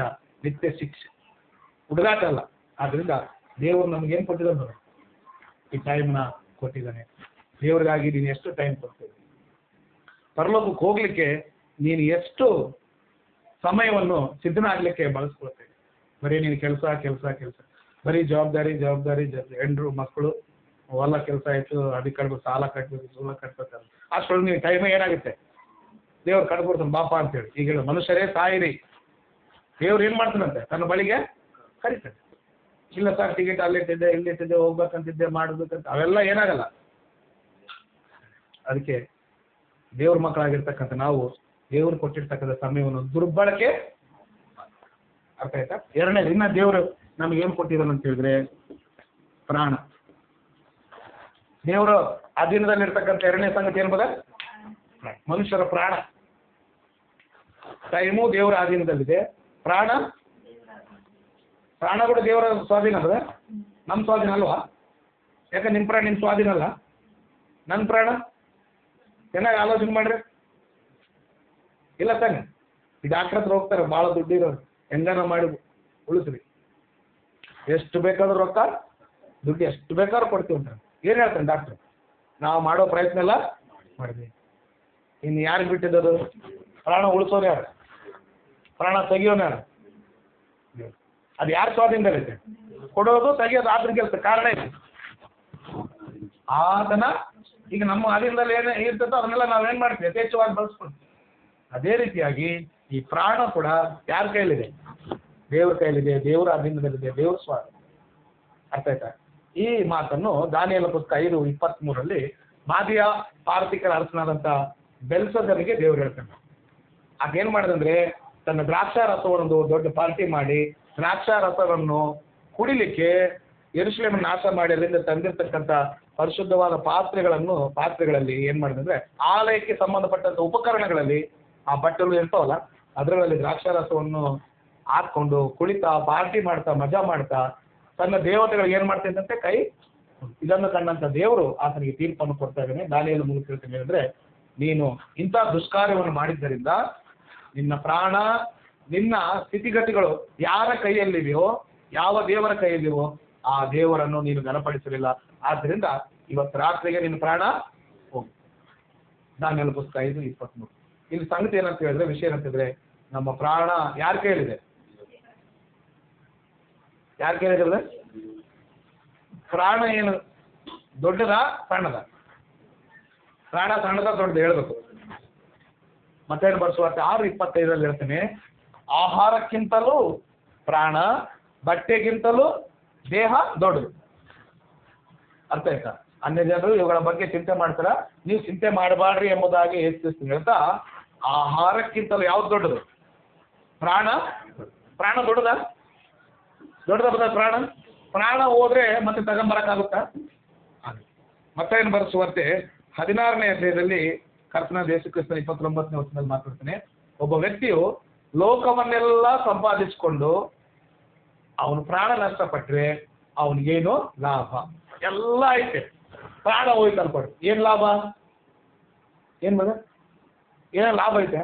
ಎಲ್ಲದಕ್ಕಿಂತ ಯಾವ್ದು ದೊಡ್ಡದು, ಯಾವ್ದು ಮುಖ್ಯ? ನಿನಗಿರ್ತಕ್ಕಂಥ ಆಸ್ತಿ ಪಾಸ್ತಿ, ಹೆಂಡತಿ ಮಕ್ಕಳು, ಹೊಲ ಗದ್ದೆ, ಐಶ್ವರ್ಯ, ಒಳ್ಳೆ ಹೆಸರು, ಒಳ್ಳೆ ಕುರ್ಚಿ, ಒಳ್ಳೆ ಅಧಿಕಾರ, ಇವೆಲ್ಲವುಗಳಿಗಿಂತಲೂ ದೊಡ್ಡದು ಯಾವುದು? ಯಾವ್ದದ? ಅದಕ್ಕೆ ಯೇಸು ಕ್ರಿಸ್ತನು ಹೇಳ್ತಾನೆ, ಒಬ್ಬ ವ್ಯಕ್ತಿಯು ಇಡೀ ಲೋಕವನ್ನೆಲ್ಲ ಸಂಪಾದಿಸಿಕೊಂಡು ಪ್ರಾಣ ನಷ್ಟಪಟ್ರೆ ಅವನಿಗೇನು? ಪ್ರಾಣ ಅನ್ನೋದು ನಮ್ಮ ಸ್ವಾಧೀನ ಅಲ್ಲ, ನಮ್ಮ ಸೊತ್ತು. ಪ್ರಾಣ ಯಾರು ಸೊತ್ತು? ಅರ್ಥ ಆಯ್ತಾ? ಅದು ನಮ್ಮ ಸೊತ್ತು ಅಲ್ಲ. ನನ್ನ ಟೈಮ್ ಅನ್ನಂಗಿಲ್ಲ, ಟೈಮ್ ಯಾರ್ದು? ನನ್ನ ಪ್ರಾಣ ಅನ್ನಂಗಿಲ್ಲ. ಈಗ ನಾವು ಅಂತೀವಿ, ನಮ್ಗೆ ಅಭ್ಯಾಸ ಏನಂದ್ರೆ ನಮ್ಮ ದುಡ್ಡು ನಾನು ಇಷ್ಟ ಬಂದಾಗ ಮಾಡ್ತೀನಿ, ನೀನು ಯಾರು ಕೇಳಕ್ಕೆ? ನನ್ನ ಮನೆ ಅಂತ ಯಾವ ಹೊಡಿತಿರ್ತ, ನನ್ನ ಹಿಡ್ತೀನಿ, ನಾನು ಹೊಡಿತೀನ ಬಡಿತೀನ ಅಂತಿರ್ತಾನೆ. ಹಂಗಾಗ್ಲಿಕ್ಕೆ ಅವಕಾಶ ಇಲ್ಲ. ಪ್ರಾಣ ಯಾರ್ದು ಬಂದ? ನನ್ನ ಪ್ರಾಣ ಆಗ್ಲಿಕ್ಕೆ ಸಾಧ್ಯನೇ ಇಲ್ಲ. ಆದ್ರಿಂದ ಪ್ರಾಣವು ಬೆಲೆಯುಳ್ಳದ್ದೆಂಬುದಾಗಿ ಭಾವಿಸ್ಬೇಕು. ಈಗ ಪ್ರಾಣದಿಂದ ಇದ್ರೆ ತಾನು ನಾವೆಲ್ಲ ಈ ಲೋಕದಲ್ಲಿ ಇರ್ಲಿಕ್ಕೆ ಸಾಧ್ಯ. ಪ್ರಸಂಗಿ ಪುಸ್ತಕ 2:25 ಹೇಳುತ್ತೆ. 2:25, ಒಂದೊಪ್ಪತ್ತು ಊಟ ಮಾಡಿ ಅರಗಿಸಿಕೊಳ್ಳುವುದು ಕೂಡ ದೇವರ ಅಪ್ಪಣೆ ಇಲ್ಲದೆ ಒಂದೊಪ್ಪತ್ತು ಊಟ ಮಾಡಿ ಅರಗಿಸಿಕೊಳ್ಳೋದು ಕೂಡ ಯಾವನಿಂದ ಆದಿತು? ಒಂದೊಪ್ಪತ್ತು ಊಟ ಮಾಡಿ ಅರಗಿಸ್ಕೊಳ್ಬೇಕಂದ್ರೂ ಯಾರು ಪರ್ಮಿಷನ್ ಬೇಕಂತೆ? ಅಂದ್ರೆ ಊಟ ಮಾಡ್ಲಿಕ್ಕೆ ಕೂಡ ಯಾರು ಪರ್ಮಿಷನ್ ಬೇಕು? ಯಾವಾಗ ಮಾಡ್ತೀವಿ ಊಟ? ಪ್ರಾಣ ಇದ್ರೆ ತಾನೇ ಊಟ ಎಂಬುದರ ಅರ್ಥ ಆಯ್ತಾ? ಪ್ರಾಣ ಇದ್ರೆ ನಾವೇನ್ ಮಾಡ್ತೀವಿ? ಪ್ರಾಣ ಹೋದ್ರೆ ಊಟ ಮಾಡಕ್ಕಾಗುತ್ತಾ? ಈ ಸಂಗತಿ ಗೊತ್ತಿಲ್ಲದವ್ರು ಸತ್ತವ್ರಿಗೆ ಏನ್ ಮಾಡ್ತಾರ? ಆ ಫೋಟೋ ಮುಂದೆ ನಮ್ಮಪ್ಪ ಕರ್ಜಿಕಾಯಿ ತಿಂತಿದ್ದ, ಹೋಳಿ ತಿಂತಿದ್ದ, ಹಾಲು ಕುಡಿತಿದ್ದ, ಬ್ರ್ಯಾಂಡಿ ಕುಡಿತಿದ್ದ, ಬಿಸ್ಕಿ ಕೊಡ್ತಿದ್ದ, ಸಿಗರೇಟ್ ತಿಂತಿದ್ದ ಅಂತ ಏನ್ ಮಾಡ್ತಾರ? ಬದುಕಿದ್ದಾಗ ಒಂದು ಕಪ್ ಕಾಫಿ ಕೊಡಲ್ಲ. ಅಪ್ಪ ಅಮ್ಮಗೆ ಬದುಕಿದ್ದಾಗ ಏನ್ ಮಾಡಲ್ಲ ಬದ? ಒಂದು ಕಾಫಿ ಕೊಡಲ್ಲ, ಒಂದು ಟೀ ಮಾಡ್ಕೊಡಲ್ಲ, ಒಂದು ಗ್ಲಾಸ್ ನೀರು ಕೊಡಲ್ಲ. ಸತ್ ಮೇಲೆ ಏನ್ ಮಾಡ್ತಾರ? ತಿಂತಾರೆ. ಏನು ಯಾರಾದ್ರ ಇಲ್ಲಿ ಫೋಟೋ ಗಿಡೋದ್ರಲ್ಲಿ ಅಲ್ಲಿಗೆ ಹೋಗ್ತಾರೆ. ಎಲ್ಲಿಗೆ ಗೊತ್ತಾ? ಸ್ಮಶಾನಕ್ಕೆ ಹೋಗಿ ಅವ್ನು ಸರಾಯಿ ಕುಡಿದ್ರೆ ಸರಾಯಿ ಹಾಕೋದು, ಅವ್ನು ಬಿಸ್ಕಿ ಕುಡಿದ್ರೆ ಬಿಸ್ಕಿ ಹಾಕೋದು, ಇಡ್ಲಿ ತಿಂದ್ರೆ ಇಡ್ಲಿ ತಿನ್ನೋದು, ಅವ್ನು ಮಿರ್ಚಿ ತಿಂತಾನೆ ಅಂದ್ರೆ ಮಿರ್ಚಿ ತಿನ್ನೋದು. ಯಾವನು ಹೇಳ? ಅವ್ನು ತಿಂತಾನೇನು? ತಿನ್ಬೇಕಂದ್ರೆ ಏನಿರ್ಬೇಕು? ಪ್ರಾಣ ಹೋದವನಿಗೆ ಊಟ ಕೊಟ್ಟರೆ ತಿಂತಾನೇನು? ಅದಕ್ಕೆ ದೇವರು ವಾಕ್ಯ ಹೇಳ್ತೀವಿ, ಪ್ರಸಂಗಿ ಪುಸ್ತಕ 2:25, ಆತನ ಅಪ್ಪಣೆ ಇಲ್ಲದೆ ಯಾವನು ಒಂದು ಒಪ್ಪತ್ತು ಊಟ ಮಾಡಿ ಅರಿಯಿಸ್ಕೊಳ್ಳಿಕ್ಕೆ ಸಂತೋಷ ಪಡ್ಲಿಕ್ಕೆ ಸಾಧ್ಯನೇ? ಅಂದ್ರೆ ಊಟ ಮಾಡ್ಬೇಕಂದ್ರೆ ಏನಿರ್ಬೇಕು? ಪ್ರಾಣ ಹೋದವನಿಗೆ ಮತ್ತೆ ಎದಕ್ಕೆ ಮಾಡ್ತಾರೆ ಇವೆಲ್ಲ? ಗೊತ್ತಿಲ್ಲ ಅವ್ರಿಗೆ. ಪ್ರಾಣ ಇದ್ರೇನೆ ಊಟ ಮಾಡೋದು ಮರ ಅಂತ ಫೋಟೋಗಳಿಗೆ ಹಿಡಿಯೋದು, ಅಲ್ಲಿ ಕರ್ಕೊಂಡೋಗಿ ನಮ್ಮ ಪಿತ್ತಿದ್ದ ಹಾಲು ತಿಂದು ಅದ್ರಾಗ ಹೋಗಿ ಬರ್ತಾರೆ. ಎದ್ರಾಗ ನೀವು ನೋಡ್ರಿ ಇರ್ತಾರಲ್ಲ, ನೀನು ನನ್ನ ಮಗ ನೋಡ್ತಾ ಇದ್ರಾಗ ಎಲ್ಲಿ ಮಾಡಕತ್ತಾರಪ್ಪ ಅಂತೇಳಿ ನಮ್ಮ ಊರಾಗ ಮಾಡ್ತಾರೆ. ಅದಕ್ಕೆ ಹೇಳಿದೆ, ನೀವು ಮಾಡ್ರ ಉಪಯೋಗ ಆಯ್ತು ಅದ್ರಾಗ? ಅವರಪ್ಪ ಅವರಮ್ಮ ಬರ್ತಂದಾಗಿದ್ದ ಒಂದು ಚಹಾ ಕುಡ್ಸಲ್ಲ, ಒಂದು ಒಳ್ಳೆ ಊಟ ಕೊಡಲ್ಲ. ಸತ್ ಮೇಲೆ ಬೇಕಾದ್ರೆ ಏನ್ ಮಾಡ್ತಾರ? ನಮ್ಮಪ್ಪ ಬಟ್ಟೆ ಕೂಡ ಕೊಡ್ತಾರ ಗೊತ್ತಾ? ವರ್ಷ ಅಂತ ಬದುಕಿದ್ದಾಗ ಒಂದು ಬನೀನ್ ಕೊಡ್ಸಲ್ಲ, ಒಂದು ಶರ್ಟ್ ಕೊಡ್ಸಲ್ಲ. ಸತ್ ಮೇಲೆ ಫೋಟೋಗೆ ಹಾಕಿದ್ದೇನು ಹೂನಾರ ಹಾಕೋದು, ಅದು ತಿನ್ನು, ಇದೆಲ್ಲ ಏನಂದ್ರೆ ಮನುಷ್ಯರು ಏನಂದ್ರೆ ಅವ್ಯವಹಾರ, ಅಂದ್ರೆ ಬುದ್ಧಿ ಇಲ್ಲದಂತ ಕೆಲಸಗಳಿಗೆಲ್ಲ. ಅರ್ಥ ಆಯ್ತಾ? ಒಂದು ಸಾರಿ ಆತ್ಮ ದೇಹವನ್ನು ಬಿಟ್ರೆ ಈ ಭೂಮಿಗೆ ನನಗೆ ಯಾವುದೇ ಕನಸು ಏನೇ ಮಾಡಿದ್ರು ಅವ್ನಿಗೆ ಒಂದು ನಯಾ ಪೈಸೆಗಳಿರಲ್ಲ, ಏನಿರಲ್ಲ. ಇದೆಲ್ಲ ಮಾಡೋದು ಯಾರಿಗೆ? ನೀನು ನಾನು ತಿನ್ನಬೇಕು, ಎಗರ್ಬೇಕು. ನನಗೆ ಬಿಟ್ಟು ನಿನಗೂ ನನಗೆ ಬಿಟ್ರೆ ಆ ಸತ್ತೋರ್ಗಿದ್ರೆ ನಯಾ ಪೈಸೆಗಳು ಏನಿರಲ್ಲ, ಲಾಭ ಇಲ್ಲ. ಅವ್ನು ಏನೇನು ತಿರುಗಿ ನೋಡೋದೇ ಇಲ್ಲ. ಅರ್ಥ ಆಯ್ತಾ? ಇದು ಗೊತ್ತಿಲ್ಲದಂತ ಮನುಷ್ಯರು ಈ ದಿನ ಮಾಡಬೇಕು, ಆ ದಿನ ಮಾಡಬೇಕು, 30 ದಿನ ಮಾಡಬೇಕು, 40 ದಿನ ಮಾಡಬೇಕು, 3 ದಿನ ಮಾಡಬೇಕು. ಇಲ್ಲ ಅಂದ್ರೆ ಇಲ್ಲಿಲ್ಲೇ ನಿಮ್ಮಪ್ಪ ಸತ್ತ ನಾನು 3 ದಿನ ಕೂಡ ಮಾಡಿಲ್ಲ, ಬಂದ್ಗಿಂದ ನಾವು ಮತ್ತೆ 3 ದಿನ ಮಾಡ ಅಪ್ಪ ಅಲ್ಲೇ ಬರಕ್ಕೆ ಹೋಗ್ಬೇಡ, ನಾನು ಏನು ಮಾಡ್ತೀನಿ 4 ಸುಲಾರು ಮಾಡಿ ಇಲ್ಲಿ ಮಾಡ್ತೀನಿ. ಯಾವನೋ ಬಂದು ಹೇಳ್ಬಿಡ್ತಾನೆ, ನೀವೇ ಮನುಷ್ಯ ಇನ್ನು 3 ದಿನ ಕೂಡ ಮಾಡಿಲ್ಲ ಅದು ಏನು ಮಾಡ್ಬಿಡ್ತಾನೆ. ಮತ್ತೆ ಬರ್ತಾ ನೋಡ್ತೀರಿ ಯಪ್ಪ ಬಂದ್ಗಿಂದ ಮರಿ ಅಲ್ಲೇ ಇಟ್ಬಿಡು. ಅವಾಗ ಏನು ಮಾಡ್ತಾರೆ? 10 ರೂಪಾಯಿ ಬಡ್ಡಿನಿ, 20 ರೂಪಾಯಿ ಬಡ್ಡಿ, ಏನೋ ಬಡ್ಡಿ ತಂದು ಏನು ಮಾಡ್ತಾರ? ಅದು ಬರ್ತಾ ನಮ್ಮ ಇತ್ತಿಗೆ ಏನು ಮಾಡ್ತಾರ? ಅವ್ರು ನೆನೆಸ್ಕೊಳ್ಬೇಡ ಅಂತ ನಾನು ಹೇಳ್ತಿಲ್ಲ, ನೆನೆಸ್ಕೋ, ಒಳ್ಳೇದೇ, ಪ್ರೇಯರ್ ಇಟ್ಕ. ಇಂಥ ಉಚಿತ ಕೆಲಸಗಳು ಅವ್ರು ತಿರುಗಿ ಬರಂಗಿಲ್ಲ. ನೀ ಏನಿಟ್ರು ಅವ್ರು ತಿನ್ಲಿಕ್ಕೆ ಒಬ್ಬನು ಒಂದೊಪ್ಪತ್ತು ಊಟ ಮಾಡಿ ಸಂತೋಷದಿಂದ ಇರ್ಬೇಕಂದ್ರೆ ಯಾರು ಪರ್ಮಿಷನ್ ಬೇಕು? ಇನ್ನು ಪ್ರಾಣ ಇದ್ರೆ ತಾನೇ ಇವನ್ನೆಲ್ಲ ಮಾಡೋದು. ಪ್ರಾಣ ಕೊಡೋದು ಯಾರು ಬರೋದು? ಅಪೊಸ್ತಲರ ಕೃತ್ಯ 17:25 ದೇವರ ವಾಕ್ಯ ಅಪೊಸ್ತಲನಾದ ಪೌಲನು ಏಥೆನ್ಸ್ ಪಟ್ಟಣದ ಸುವಾರ್ತೆ ಏನ್ ಮಾಡುತ್ತಾ, ಆತನೇ ಜೀವ, ಶ್ವಾಸ ಮುಂತಾದ ಎಲ್ಲವನ್ನೂ ಎಲ್ಲ ಮನುಷ್ಯರಿಗೆ ಏನ್ ಮಾಡ್ತಿದ್ದಾನೆ? ಪ್ರಾಣ ಕೊಡೋರು ಯಾರು ಬರ್ತಾರೆ? ಅದಕ್ಕೆ ಪ್ರಾಣವನ್ನು ಸುಮ್ಮನೆ ಕಳ್ಕೋಬಾರ್ದು. ಸುಮ್ಮನೆ ಕಳ್ಕೊಳ್ಳೋದಂದ್ರೆ ಸೂಸೈಡ್ ಮಾಡ್ಕೊಳ್ಳೋದು ಒಂದು ಸುಮ್ಮನೆ. ಇನ್ನೇನು ಬದು? ದೇಹವನ್ನು ಹಾಳು ಮಾಡ್ತಕ್ಕಂಥವ್ನು ತಿಂದು, ಅದೇ ಹೇಳೋದಲ್ಲ, ದುರ್ಮಾರ್ಗದವನ್ನು ಮಾಡಿ ಅವನ ಕಾಲಕ್ಕೆ ಮೊದಲು ಏನಾಗ್ತಾನೆ? ಡ್ರಗ್ಸು, ವಿಮಲು, ಏನು ಬದ? ವಿಮಲು ಸ್ಟಾರ್, ಏನು ಬರೋದು? ವಿಮಲು ಸ್ಟಾರು, ಬೀಡಿ, ಸಿಗರೆಟ್ಟು, ಗುಟ್ಕ, ಇದೇನು ಕಲರ್ ಇರ್ತದಲ್ಲ ಬದ? ವಾಟ್ರ್ ಅದ್ರಲ್ಲಿ ಗೊತ್ತಿದ್ದಂಗೆ ಏನು ಬದ? ದೇವ್ರ ವಾಕ್ಯ ಹೇಳುತ್ತೆ, ನಿನ್ನ ದೇಹವನ್ನು ಹಾಳು ಮಾಡ್ತಕ್ಕಂಥದ್ದನ್ನು ತೆಗೆದು ಬಿಡ ಅಂತ ಹೇಳ್ತಾನೆ. ಪ್ರಸಂಗಿ ಪುಸ್ತಕ 11ನೇ ಅಧ್ಯಾಯ 9-10 ವಚನಗಳಲ್ಲಿ ನಿನ್ನ ದೇಹವನ್ನು ಕೆಡಿಸುವಂಥದ್ದನ್ನು ಏನು ಮಾಡ್ಕೊ? ದೂರ ಮಾಡು. ದೇವ್ರು ಯಾವುದು ದೂರ ಮಾಡ್ಕೊಂತಾನೋ ಮನುಷ್ಯ ಏನಾಗ್ತಾನೋ ಅದಕ್ಕೆ. ಏನಪ್ಪ ನಿದ್ದೆ ಬರೋದು 8 ಗಂಟೆ ಆದರೆ ಎದಕ್ಕೆ ಬರ್ತೈತೆ ಹೇಳಿ ನಿದ್ದೆ? ಅದಕ್ಕೇನು ಹಾಗೆ ಸ್ವಲ್ಪ ಬರೋದು ನಿದ್ದೆನೇ ಬರೋದು. ಜಾತ್ರೆಯಲ್ಲಿ ಆ ಕಡೆಗೆ ಇರ್ತೈತೆ, ಆ ಕಡೆಗೆ ಇರ್ತೀವಿ, ನಿದ್ದೆ ಬರೋಂಗಿಲ್ಲ. ನಮ್ಮಂಥವ್ರಿಗೆ ಊಟ ಮಾಡಿದವ್ರಿಗೆ ಏನಾಗುತ್ತೆ? ಅದ್ರ ಬಗ್ಗೆ ನಮ್ಗೆ ಏನಿರಲ್ಲ. ದೇಹವನ್ನು ಹಾಳು ಮಾಡ್ತಕ್ಕಂಥ ನೀರಿನ ತೆಗೆದ ಯೆಶಾಯನ ಪುಸ್ತಕ 55:2 ಹೇಳುತ್ತೆ, ಆಹಾರವು ಅಲ್ಲದಕ್ಕೋಸ್ಕರ ನಿನ್ನ ಹಣವನ್ನು ಯಾಕೆ ಖರ್ಚು ಮಾಡುತ್ತೆ ಅಂತ ಹೇಳ್ತೀನಿ. ಆಹಾರ ಅಲ್ಲದಕ್ಕೋಸ್ಕರ ನೀನು ದುಡ್ಡನ್ನು ಯಾಕೆ? ಆಹಾರಕ್ಕೋಸ್ಕರ ದುಡ್ಡು ಖರ್ಚು ಮಾಡಿದ್ರೆ ಯಾರಾದ್ರೂ ಬೇಡ ಅಂತಾರೆ? ಈಗ ಇವರು ಬ್ರದರ್ ಇದ್ದಾರೆ, ಬ್ರದರ್ ಒಂದು 100 ರೂಪಾಯಿ ಕೊಟ್ಟರೆ ನಾನು ಮಸಾಲೆ ದೋಸೆ ತಿಂದು ಬರ್ತೀನಿ ಅಂತ. ಸಿಸ್ಟರ್ ಕೂಡ ಮಸಾಲೆ ದೋಸೆ ತಿಂದು ಬಂದು 100 ರೂಪಾಯಿ ಕೊಟ್ಟಿದ್ದಂದ್ರೆ ಏನೋ ಅಂತಾರೆ ಬ್ರದರ್? ನೀವು ಅಂತೀರಾ? 100 ರೂಪಾಯಿ ಮಾವು ಕೊಟ್ಟಿದ್ದ ಕ್ವಾರ್ಟರ್ ಕೊಟ್ಟು ಬಂದಿಲ್ಲ ಅನ್ಕೊಂಡ್ರೆ ಏನಂತಾರೆ ಬ್ರದರ್? ಅದೇ ಇನ್ನೇ ಮನುಷ್ಯ ನಿನ್ನ ನಾನು ಕಷ್ಟಪಟ್ಟು 100 ರೂಪಾಯಿ ಕೊಟ್ಟರೆ ಏನು ತಿಂತಾನ ಅಂತ ಕೊಟ್ರೆ ನಾಳೆ ಕೇಳಂತಾನೆ. ಇನ್ನೇ ನಾಳೆ ದಮಡಿ ಕೂಡ ಅರ್ಥ ಆಯ್ತಾ? ಆಹಾರಕ್ಕೋಸ್ಕರ ಯಾರಾದ್ರು ದುಡ್ಡು ಖರ್ಚು ಮಾಡಿದ್ರೆ ಅದು ಯಾರು ತಲೆ ಕೆಡಿಸ್ಕೊಳಲ್ಲ. ದೇವ್ರು ಕೂಡ ಏನು ಮಾಡಲ್ಲ. ಆಹಾರ ಅಲ್ಲದಕ್ಕೋಸ್ಕರ ಹಣ ಖರ್ಚು ಮಾಡಿದ್ರೆ ಅದರಿಂದ ಏನಾದ್ರು ಉಪಯೋಗ ಐತೆ ಬದ?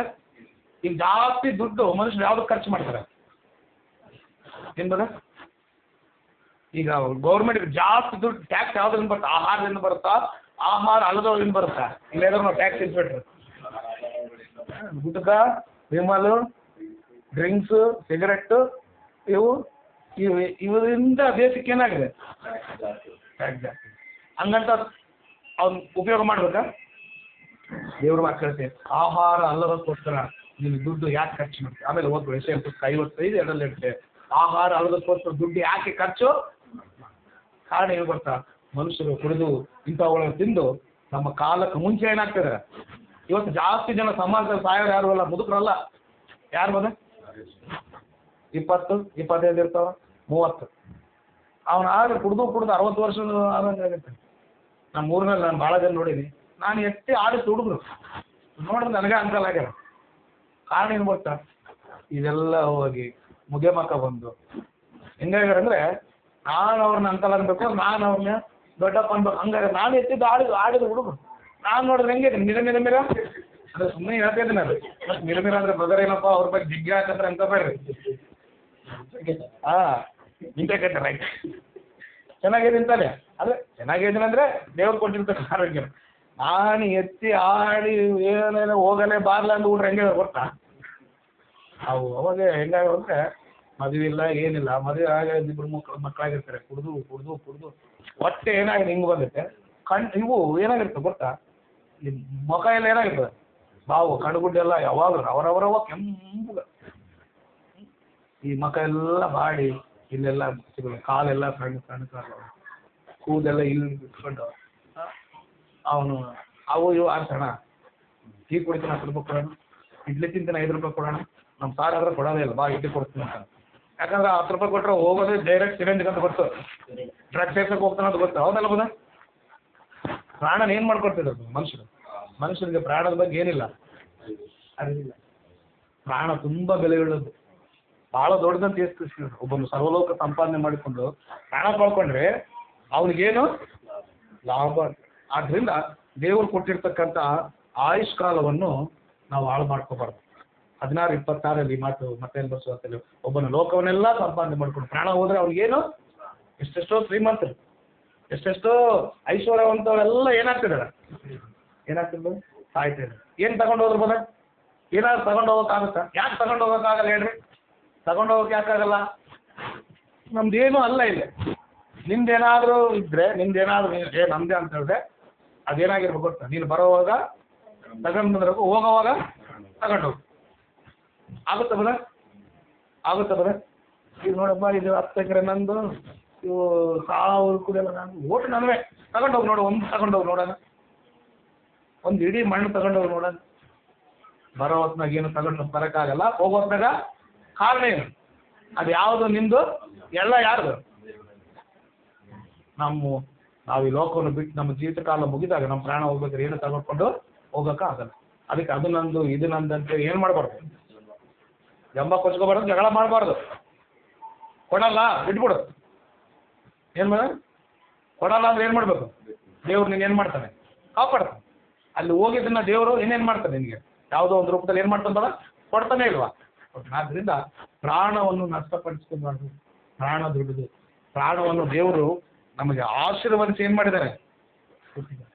ನಮ್ಮ ದಿನಗಳೆಲ್ಲ ದೇವರ ಪುಸ್ತಕದಲ್ಲಿ ಬರೆಯಲ್ಪಟ್ಟಿವಂತೆ. 139ನೇ ಕೀರ್ತನೆ 16ನೇ ವಚನದಲ್ಲಿ, ನಾನು ಹುಟ್ಟೋದಕ್ಕಿಂತ ಮುಂಚೆ ತಾಯಿಯ ಗರ್ಭದಲ್ಲಿ ಇರ್ಬೇಕಾದ್ರೆ ನನ್ನ ದಿನಗಳೆಲ್ಲ ನಿನ್ನ ಪುಸ್ತಕದಲ್ಲಿ ಏನಾಗಿವೆ? ಮನುಷ್ಯನಿಗೆ ಎಷ್ಟು ಆಯುಷ್ ಕಾಲ ಅನ್ನೋದು ದೇವ್ರು ಏನು ಮಾಡಿದ್ರೆ, ಅದಕ್ಕೆ ಮುಂಚೆ ಹೋಗ್ಬಾರ್ದು, ನನ್ನಿಷ್ಟ ಅಂತ ಹೇಳಿದ್ರೆ ಪ್ರಾಣ ದೇವ್ರು ಏನು ಮಾಡ್ಬಿಡ್ತಾರೆ? ಅದು ಟೋಕನ್ ಬರ್ಸ್ಬಾರ್ದು. 12ನೇ ಅಧ್ಯಾಯದಲ್ಲಿ ಆ ಸಾಹುಕಾರನ ಹೇಳ್ತಾನೆ, ನನ್ನ ಪ್ರಾಣವೇ ಏನು ಮಾಡು, ತಿಂದು ಕುಡಿ, ಮಜಾ ಮಾಡು, ಅನೇಕ ವರ್ಷಗಳಿಗೆ ವಿಸ್ತಾರವಾದ ಆಸ್ತಿ ಬಂದ್ವಿ. ನನ್ನ ಪ್ರಾಣವೇ ಅಂದ. ದೇವ್ರ ಅಂದ, ಹುಚ್ಚ, ಪ್ರಾಣ ಯಾರ್ದಲ್ಲ, ನಿಂದಲ್ಲ. ಈ ರಾತ್ರಿ ಏನ್ ಮಾಡ್ತೀನಿ? ನಿನ್ ಪ್ರಾಣವನ್ನು ಕೇಳ್ತಾ ಇದ್ದಾರೆ. ನಿನ್ ಪ್ರಾಣ ನನ್ನ ಪ್ರಾಣ ಅಂತ ಹೇಳ್ದ. ದೇವ್ರ ಏನ್ ಹೇಳ್ದ? ನಿಂದಲ್ಲ. ಇವತ್ತು ರಾತ್ರಿಗೆ ಏನ್ ಮಾಡ್ಬಿಡ್ತೀನಿ? ಕಿತ್ತು ಬಿಡ್ತೀನಿ, ನಿನ್ನ ಜಾಂಡ ಕಿತ್ತು ಬಿಡ್ತೀನಿ, ಊಟ ಸಮೇತ ಏನ್ ಮಾಡ್ಬಿಡ್ತೀನಿ? ನೀನು ಸಂಪಾದನೆ ಮಾಡಿದ್ದೆಲ್ಲ ಯಾರ ಪಾಲ್ ಆಗ್ತೈತೆ ಅಂತ ಕೇಳ್ದ. ಯಾರ ಪಾಲ್ ಬದ? ತರೋದಪ್ಪ. ಅದರಿಂದ ಪ್ರಾಣ ಯಾರು? ದೇವರು ನಮ್ಮನ್ನು ಪ್ರೀತಿಸಿ ನಮಗೆ ಕೊಟ್ಟಿದ್ದಾನೆ. ಅದನ್ನ ಏನ್ ಮಾಡ್ಕೋಬಾರ್ದು? ಕಳ್ಕೋಬಾರ್ದು. ದೇವ್ರು ಎಷ್ಟು ಆಯುಷ್ ಕಾಲ ಕೊಟ್ಟಿದ್ದಾನೋ ಅದನ್ನ ನಾವೇನ್ ಮಾಡ್ಬೇಕು? ಸರಿಯಾಗಿ ಉಪಯೋಗಿಸ್ಕೊಳ್ಬೇಕು. ಪ್ರಾಣ ನಮಗೂ ದೇವ್ರು ಕೊಟ್ಟಿದ್ದಾನಂದ್ರೆ ದೇವ್ರು ನಾವೇನ್ ಸಲ್ಲಿಸ್ಬೇಕು?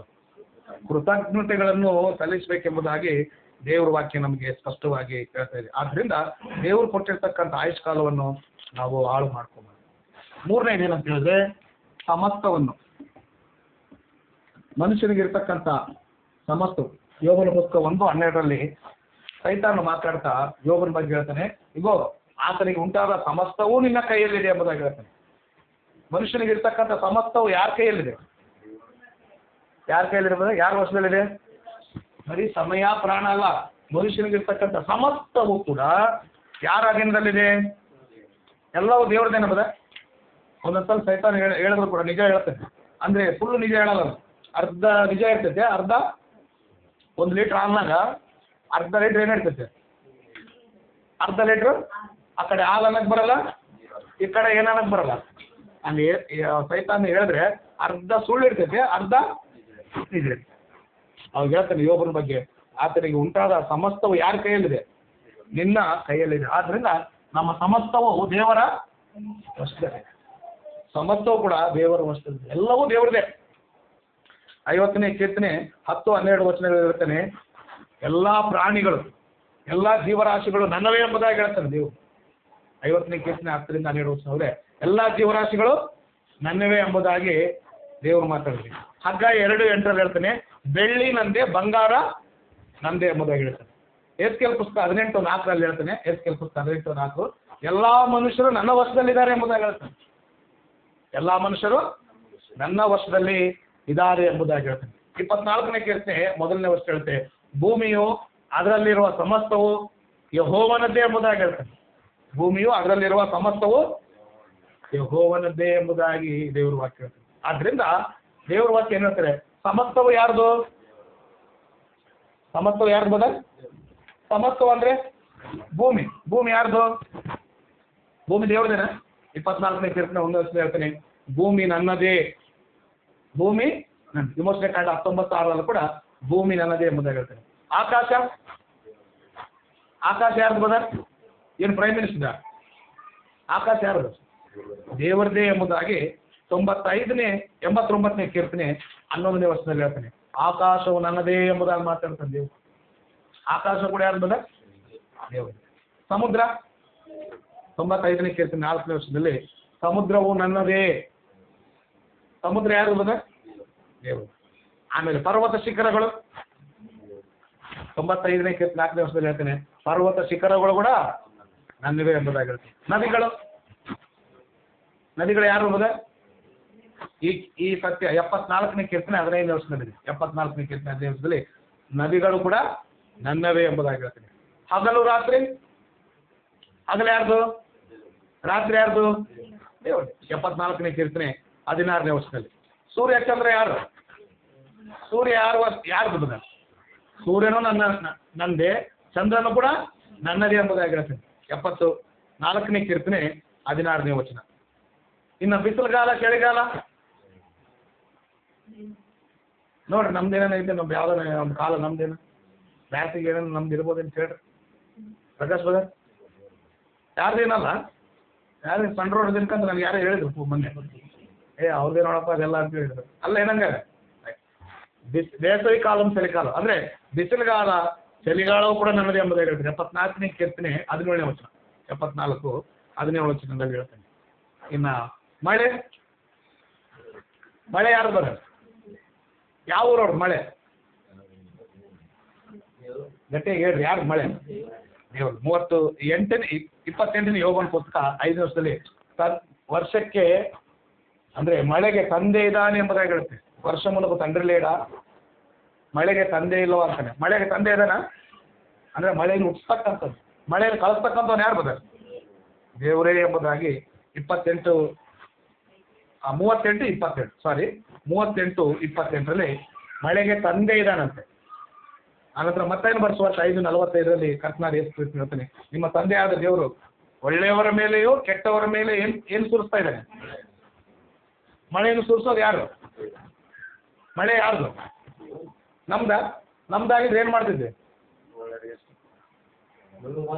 ನಮಗಾದ್ರೆ ಹಾಕೊಂಡು ಪಾಕಿಸ್ತಾನ ಫಸ್ಟ್ ಕೊಡ್ತಿದ್ದಿಲ್ಲ. ಅದಾದ್ರೆ ಪಾಕಿಸ್ತಾನ, ಚೈನಾ ಬನ್ನಿ, ಇಂಡಿಯಾ ಯಾವ ಆಪೋಸಿಟ್ ಆಗ್ತಾನ ಏನಾಗಲ್ಲ. ಇಲ್ಲ ಅಷ್ಟು ಪಾಕಿಸ್ತಾನಕ್ಕೆ ಹೋದ್ರಿ, ಈ ಓಣ್ಯಾಗ ಇವ್ರಿಗೆ ಜಗಳ ಆಯ್ತು ಅನ್ಕೊಡ್ರಿ, ಇವತ್ತು ಏನು ಮಾಡ್ಬೇಡ್ರಿ, ಜಾಸ್ತಿ ಮಾತಾಡೋಣ, 4ನೇ ವಾರ್ಡ್ಗೆ 4ನೇ ಕ್ರಾಸ್ಗೆ ಏನು ಬರಬಾರ್ದು, ಇಂಥವೆಲ್ಲ ಮಾಡ್ತಿದ್ವಿ ನಾವು. ಹೌದು ತಾನೆ? ಅದಕ್ಕೆ ಮಳೆಗಳು ಯಾರಿಗೆ ಬಂದಾರೆ? ಅದು ಯಾವಾಗ ಬೇಕಾರೋ ಅವ್ರು ಸುರಿಸ್ತಾನೆ, ನಾನು ಇಷ್ಟು ಬಂದಾಗ ಸುರಿಸ್ತಾನೆ, ಅರ್ಥ ಆಯ್ತಾ? ಆದ್ರಿಂದ ಮಳೆ ಕೂಡ ಆತನಂತೆ. ಆಹಾರ ಯಾರು ಬರ? ನಮ್ಮ ಪ್ಲೇಟ್ನಾಗ 3 ಹೊತ್ತು ಊಟ ಬರ್ತಾ ಇದೆ ಅಂತ ಹೇಳಿದ್ರೆ ಯಾರ್ದು? ಈಗ ಪ್ಲೇಟಿಗೆ ಕೈ ಹೋಗ್ತದೆ, ಈ ಬೆರಳಿಗೆ ಆಹಾರ ಹತ್ಕೊಂತೈತೆ, ಅದು ಬಾಯಿಗೆ ಹೋಗ್ತೈತೆ ಅಂದ್ರೆ ಏನೋ ಗುರ್ತು ಬರ್ಬೇಕು ನಮಗೆ. ನಾನು ಸಂಪಾದನೆ ಮಾಡಿ ಡ್ಯೂಟಿ ಮಾಡೀನಿ, ರಾತ್ರೆಲ್ಲ ಮಕ್ಕಂಡೀನಿ ಅಂತ ನಿನಗೆ ಆಲೋಚನೆ ಬರಬಾರ್ದು. ನಾನು ಎಷ್ಟು ಕಷ್ಟಪಟ್ಟೀನಿ, ಅಲ್ಲಿ ಹೊಣ ಇದ್ದು ಅದು ಏನು ಗೊತ್ತವೆಲ್ಲ ಅಂತ ಯಾವಾಗಲೂ ಪ್ಲೇಟ್ನಾಗ ಅನ್ನ ಸಿಗ್ತದೆ. ನೀನು ಮೊದಲು ಯಾರು ಗುರ್ತು ಬರ್ಬೇಕು? ದೇವ್ರ ಪ್ರಾರ್ಥನೆ. ಆಹಾರ ಕೂಡ ಯಾರು ಅಂದ್ರೆ ದೇವರದ್ದು ಎಂಬುದಾಗಿ ಯೋಬನ ಪುಸ್ತಕ 28:5 ಯೋಬನ ಪುಸ್ತಕ 38:41. ಆ ನಂತರ ಜ್ಞಾನೋಕ್ತಿಗಳು 30:8ನೇ ವರ್ಷದಲ್ಲಿ ಒಬ್ಬ ಭಕ್ತನು ದೇವರು ಕೇಳ್ತಾನೆ, ನನಗೆ ಐಶ್ವರ್ಯವನ್ನು ಕೊಡಬೇಡ, ಐಶ್ವರ್ಯವಂತನನ್ನಾಗಿ ಮಾಡಬೇಡ, ಆಮೇಲೆ ಬಡವನನ್ನಾಗಿ ಕೂಡ ಮಾಡಬೇಡ, ನನಗೆ ದಿನ ಆಹಾರ ಕೊಡೋಂತ ಪ್ರಾರ್ಥನೆ ಮಾಡಿ. ಐಶ್ವರ್ಯವಂತನಾದ್ರೆ ಏನಾಗ್ತೀನಿ? ನೀನು ಯಾರಂತ ಕೇಳ್ತೀನಿ, ಯಾರನ್ನ? ನೀನು ಯಾವ ನೆಲೆ ಅಂತ ಕೇಳ್ತೀನಿ. ಕಡಿಮೆ ಆಯ್ತು ಅನ್ಕೊಡ್ರಿ, ಏನು ಮಾಡ್ತಾನೆ? ಕಳತನ ಮಾಡ್ತಾನೆ, ಪಾಪ ಮಾಡ್ತೀನಿ. ಯಾರಂದ್ರೆ ಚರ್ಚಿಗೆ ಹೋಗ್ತಾನೆ, ಕಳತನ ಮಾಡೋಣ ಅಂತಾನೆ. ಇವೆರಡೂ ಬೇಡ, ನನಗೆ ಎಷ್ಟು ಆಹಾರ ಬೇಕು ಯಾರು ಕೊಡೋದು? ಆಹಾರ ಕೊಡೋದು ಯಾರು ಬರೋದು? ಅಪೊಸ್ತಲರು 14:25 ಹೇಳ್ತಾನೆ, ಆತನ ಆಕಾಶದ ಮಳೆಯನ್ನು ಸುಗ್ಗಿ ಕಾಲಗಳನ್ನು ಕೊಟ್ಟು ಆಹಾರವನ್ನು ಕೊಡ್ತಾನೆ, ನಿಮ್ಮ ಹೃದಯದಲ್ಲಿ ಸಂತೋಷವನ್ನು. ಊಟ ತಿಂದ್ರೆ ತಾನೇ ನಾವು ಸಂತೋಷವಾಗಿರ್ಲಿಕ್ಕೆ ಕಾರಣ. ಊಟ ಕೊಡೋದು ಯಾರು ಬರೋದು? ದೇವ್ರನ್ನ ಯಾವತ್ತೂ ಮರಿಬಾರ್ದು. ಅದಕ್ಕೆ ದೇವರು ಪೋಷಕನ ಎಂಬುದಾಗಿ ಹೇಳ್ತಾನೆ. ದೇವರು ಪೋಷಕನು, ನಮ್ಗೆ ಆಹಾರವನ್ನು ಕೊಡ್ತಕ್ಕಂಥದ್ದು. ಆಮೇಲೆ ಹೆಂಡತಿ ಇರೋದು ಹೆಂಡತಿ ಹೇಳ್ತಾ ಇಲ್ಲ, ನೀನೊಬ್ಬ ಹೆಂಡತಿ ಎಲ್ಲಿ ಇರ್ಬೋದು ಅಪ್ಪ ಹೊಸ ಟಾಪಿಕ್ ಬಂತ ಅನ್ಕೊಂಡ್ರೆ ಹೆಂಡತಿ ಕೂಡ ಯಾರು ಕೊಟ್ಟಿದ್ರದ ಇದೇನಾ? ಯಾಕಂದ್ರೆ ಅಕ್ಕಲ್ಲಿ ನೋಡೋಕಂದ್ರೆ ಏನು ಕೊಟ್ಟಂಗಿಲ್ಲ ಬಿಡು ನಮ್ಮ ಆಕೆ ಬೇರೆಯವ್ರಿಗೆ ಯಾರು ಕೊಟ್ಟರು ನಮ್ಮ ಆಕೆ ಕೊಟ್ಟಿಲ್ಲ ಅನ್ಕೊಂಬಿಟ್ಟು ಡೌಟ್ ಬಂದ್ಬಿಡ್ತೀನಿ. ಯಾಕಂದ್ರೆ ನಮ್ಮಾಗ ದೇವ್ರು ಕೊಟ್ಟಿದ್ರೆ ಹಂಗೆ ಇರ್ತಿದ್ದಿಲ್ಲ, ಎಷ್ಟಗೋ ಬಂದಿದ್ದು ಅನ್ಕೋಬೇಡ್ರಿ. ಅರ್ಥ ಆಯ್ತಾ? ದೇವ್ರ ವಾಕ್ಯ ಏನು ಹೇಳ್ತೆ ಅಂದ್ರೆ ಹೊಲ ಗದ್ದೆ ಮನೆ ಮಾರು ಪಿತೃಗಳಿಂದ ಬರ್ತಿರ್ತದೆ. ಹೊಲ ಗದ್ದೆ ಮನೆ ಮಾರು ಯಾರಿಂದ ಬರ್ತೈತೆ ಅಂದ್ರೆ ಅವ್ರ ಅಪ್ಪ ಇದ್ದ ಯಾರಿಗೆ ಕೊಡ್ತಾನೆ? ಹನುಮಂತ ಪಡೆದ ಮಗನು ಕೊಡ್ತಾರೆ, ಅವ್ರ ಮಗನಿಗೆ ಒಂದಿಗೆ ಕೊಡ್ತಾನೆ. ಆದ್ರೆ ಸುಬುದ್ಧಿ ಉಳ್ಳಂತ ಹೆಂಡತಿ ಯೆಹೋವನ ದಾನ. ಏನಂತ ಹೇಳ್ತಿದ್ರೆ ಸುಬುದ್ಧಿ ಉಳ್ಳ ಹೆಂಡತಿ ಯೆಹೋವನ ದಾನ. ಜ್ಞಾನೋಕ್ತಿಗಳ ಪುಸ್ತಕ 18:22 ಮತ್ತು 19:14. 18:22, 19:14. ನೀನು ಕೊಟ್ಟಿರ್ತಕ್ಕಂಥ ಸಹಚರಣಿ ಹೆಂಡತಿ ಕೂಡ ಯಾರು ಕೊಟ್ಟಿದ್ವಲ್ಲ? ದೇವ್ರು ಕೊಟ್ಟಿದ್ದೆಂಬ ಭಾವನೆ ಇದ್ರೆ ಹೆಂಡತಿ ಹತ್ರ ಏನ್ ಮಾಡಲ್ಲ, ಯಾವತ್ತೂ ಇಲ್ಲ. ಏನ್ ಮಾಡಲ್ಲ? ಜಗಳ ಮಾಡಲ್ಲ. ಈಗಿನ ದೇವ್ರು ಕೊಟ್ಟನ ಅನ್ನೋ ಅಂತ ನಿನಗೆ ಆಲೋಚನೆ ಇಲ್ಲ, ಅದಕ್ಕೆ ಏನ್ ಮಾಡ್ತೀವಿ? ಗಟ್ಟಿಗೆ ಹೇಳ್ಬೇಕು. ಇಷ್ಟೊಂದು ಮಳೆಯಾಗಿ ಜಗ್ಗಿ ಹೇಳಿದ್ರೆ ಮತ್ತೆ ಹೆಂಡತಿ ಬಗ್ಗೆ ಹೇಳಬಾರಲ್ಲ. ಯಾರು ಕೊಟ್ಟಿರಂತ ಹೇಳ್ಬೇಕು? ದೇವ್ರು ಕೊಟ್ಟಿದ್ದೆಂಬ ಭಾವನೆ ಇದ್ರೆ ನೀನ್ ಏನ್ ಮಾಡಲ್ಲ ವಿನಾಕಾರಣ. ಸಣ್ಣದಕ್ಕೆ ಏನ್ ಮಾಡಲ್ಲ? ಜಗಳ ಮಾಡಲ್ಲ, ಹೊಡೆಯಲ್ಲ, ಬಡಿಯಲ್ಲ. ನೀನು ಇಂಥವೆಲ್ಲ ಮಾಡ್ತೀಯ ಅಂದ್ರೆ ಅರ್ಥ ಏನು? ನಿನಗೆ ಈಗಿನ ದೇವರೇ ಕೊಟ್ಟನೆಂಬ ಅರಿವು ನೀನು ತಗೊಂಡು ಏನು ಮಾಡೋದು ನಾವು? ಅರ್ಥ ಆಯ್ತಾ? ಆದ್ರಿಂದ ಹೆಂಡತಿ ಕೂಡ ಯೆಹೋವನ ದಾನ. ಗರ್ಭಫಲ ಅಂದ್ರೆ ಮಕ್ಕಳು ಕೂಡ ಯಾರು ಇರ್ಬೋದು? ಹೆಂಡತಿನೂ ದೇವ್ರು ಕೊಟ್ಟಿದ್ದಾರೆ, ದೇವ್ರಿಗೆ ಸಂಬಂಧಪಟ್ಟಿದೆ. ಮಕ್ಕಳು 127ನೇ ಕೀರ್ತನೆ 3ನೇ ವರ್ಷದಲ್ಲಿ ಗರ್ಭಫಲವು ಯೆಹೋವನ ಬಹುಮಾನ, ಆತನ. ನಮಗೆ ಮಕ್ಕಳು ಬರ್ಬೇಕಂದ್ರೆ ಮದುವೆ ಆಯ್ತು ಮಕ್ಕಳು ಹುಟ್ಟರಲ್ಲ. ಹಂಗಂದ್ರೆ ಮದುವೆ ಆದವ್ರಿಗೆ ಎಷ್ಟೋ ಜನಕ್ಕೆ ಏನಿಲ್ಲ. ಆ ದಂಪತಿಗಳನ್ನು ದೇವರು ಆಶೀರ್ವದಿಸದೆ ಅವ್ರ ಹೊಟ್ಟೆಯಲ್ಲಿ ಏನು ನೋಡ್ತಾರೆ? ನೋಡ್ತಾರ ಮಕ್ಕಳು. ಆದ್ರಿಂದ ಮಕ್ಕಳನ್ನ ಕೊಡೋದು ಕೂಡ ಯಾರು ಬರ್ತಾರೆ? ಯಾರಾದ್ರೂ ಮಕ್ಕಳು ಕೊಡೋಕ್ಕಾಗುತ್ತೆ? ಅಲ್ಲಿ ನಡ್ಕೊಡ್ರಿ, ಇಲ್ಲಿ ನಡ್ಕೊಡ್ರಿ, ಗಿಡದ ಸುತ್ತ ತಿರುಗ್ರಿ, ಈ ತಾಯ್ತ ಕಟ್ಕೊಡ್ರಿ, ಕೊಬ್ಬರಿ ಬೆಲ್ಲ ಹಾಕೊಡ್ರಿ, ಈ ಉಡ್ಯಾಗ ಏನು ಹಾಕೊಡ್ರಿ, ಅಕ್ಕಿ ಹಾಕೊಡ್ರಿ. ಅಕ್ಕಿಯಿಂದ, ಬೆಲ್ಲದಿಂದ, ಕೊಬ್ಬರಿಯಿಂದ, ಉತ್ತುತ್ತಣ್ಣಿಂದ ಏನು ಉಂಟಲ್ಲ ಆ ಮಕ್ಕಳು ಕೊಡೋರು ಯಾರು? ಗರ್ಭಫಲವು ದೇವ್ರು ಕೊಡ್ತಕ್ಕಂಥ ನಮ್ಗೆಲ್ಲ ಮಕ್ಕಳಿದ್ದಾರೆ ಅಂದ್ರೆ ಯಾರು ಕೊಟ್ಟರು? ಮಕ್ಕಳು ಕೂಡ ಯಾರು ಸಂಬಂಧಪಟ್ಟರು? ದೇವರಿಗೆ ಸಂಬಂಧ. ಇನ್ನು ನಮ್ಮ ದೇಹ ಟೋಟಲ್ ಬಾಡಿ ಇದು ದೇವ್ರದೇನ? ಮೊದಲನೇ ಕೊರಿಂಥದವ್ರಿಗೆ ಬರೆದ ಪತ್ರಕ್ಕೆ 6:19 ನಿಮ್ಮ ದೇಹ ದೇವರಿಂದ ನಿಮಗೆ ಕೊಡಲ್ಪಟ್ಟಿದೆ ಎಂಬುದಾಗಿ ಹೇಳ್ತಾರೆ. ಯಾರಿಂದ ಕೊಡಲ್ಪಟ್ಟಿದೆ ಎಂಬುದ? ತಾಯಿಯ ಗರ್ಭದಲ್ಲಿ ನಮ್ಮ ನಿರ್ಮಾಣ ಮಾಡಿದ್ಯಾರು? 9 ತಿಂಗಳೆಂಬ ತಾಯಿಯ ಗರ್ಭ ಅನ್ನೋದು ಒಂದು ಫ್ಯಾಕ್ಟ್ರಿ ಇದ್ದಂಗೆ. ಫ್ಯಾಕ್ಟ್ರಿಯಲ್ಲಿ ಹೆಂಗ ಐಟಮ್ಸ್ ಎಲ್ಲ ರೆಡಿಯಾಗಿ ಹೊರಗೆ ಬರ್ತು, ತಾಯಿ ಗರ್ಭ ಅನ್ನೋದು ಏನು ಬದ? ಒಂದು ಫ್ಯಾಕ್ಟ್ರಿ. ಅಲ್ಲಿ ಪ್ರತಿ ಮನುಷ್ಯನು 9 ತಿಂಗಳು ಏನಾಗ್ತಾನೆ? ಎಷ್ಟು ಚೆನ್ನಾಗಿ ಏನಾಗ್ತಾನೆ? ಮಾಡಲ್ ಆಗ್ತಾನೆ 9 ತಿಂಗಳು. ಅದಕ್ಕೆ ದೇವರು ತಾಯಿಯ ಗರ್ಭದಲ್ಲಿ ಪಿಂಡವಾಗಿರ್ಬೇಕಾದ್ರೆ ನಿನ್ನ ಕಣ್ಣುಗಳು ನನ್ನನ್ನು ನೋಡಿದೆ, ನನ್ನನ್ನು ಅದ್ಭುತವಾಗಿ ವಿಚಿತ್ರವಾಗಿ ನೀನೇನೇ ರೂಪಿಸಿದ್ವಿ, ಅದಕ್ಕೆ ನಾನು ನಿನಗೆ ಕೃತಜ್ಞತಾಸ್ತುತಿಗಳನ್ನು. ಆದ್ರಿಂದ ಈ ದೇಹ ಯಾರು ಕೊಟ್ಟಿದ್ದು? ದೇವರು ಕೊಟ್ಟಿದ್ದು. ಇದನ್ನ ಹೊಲಸು ಮಾಡ್ಕೋಬಾರ್ದು.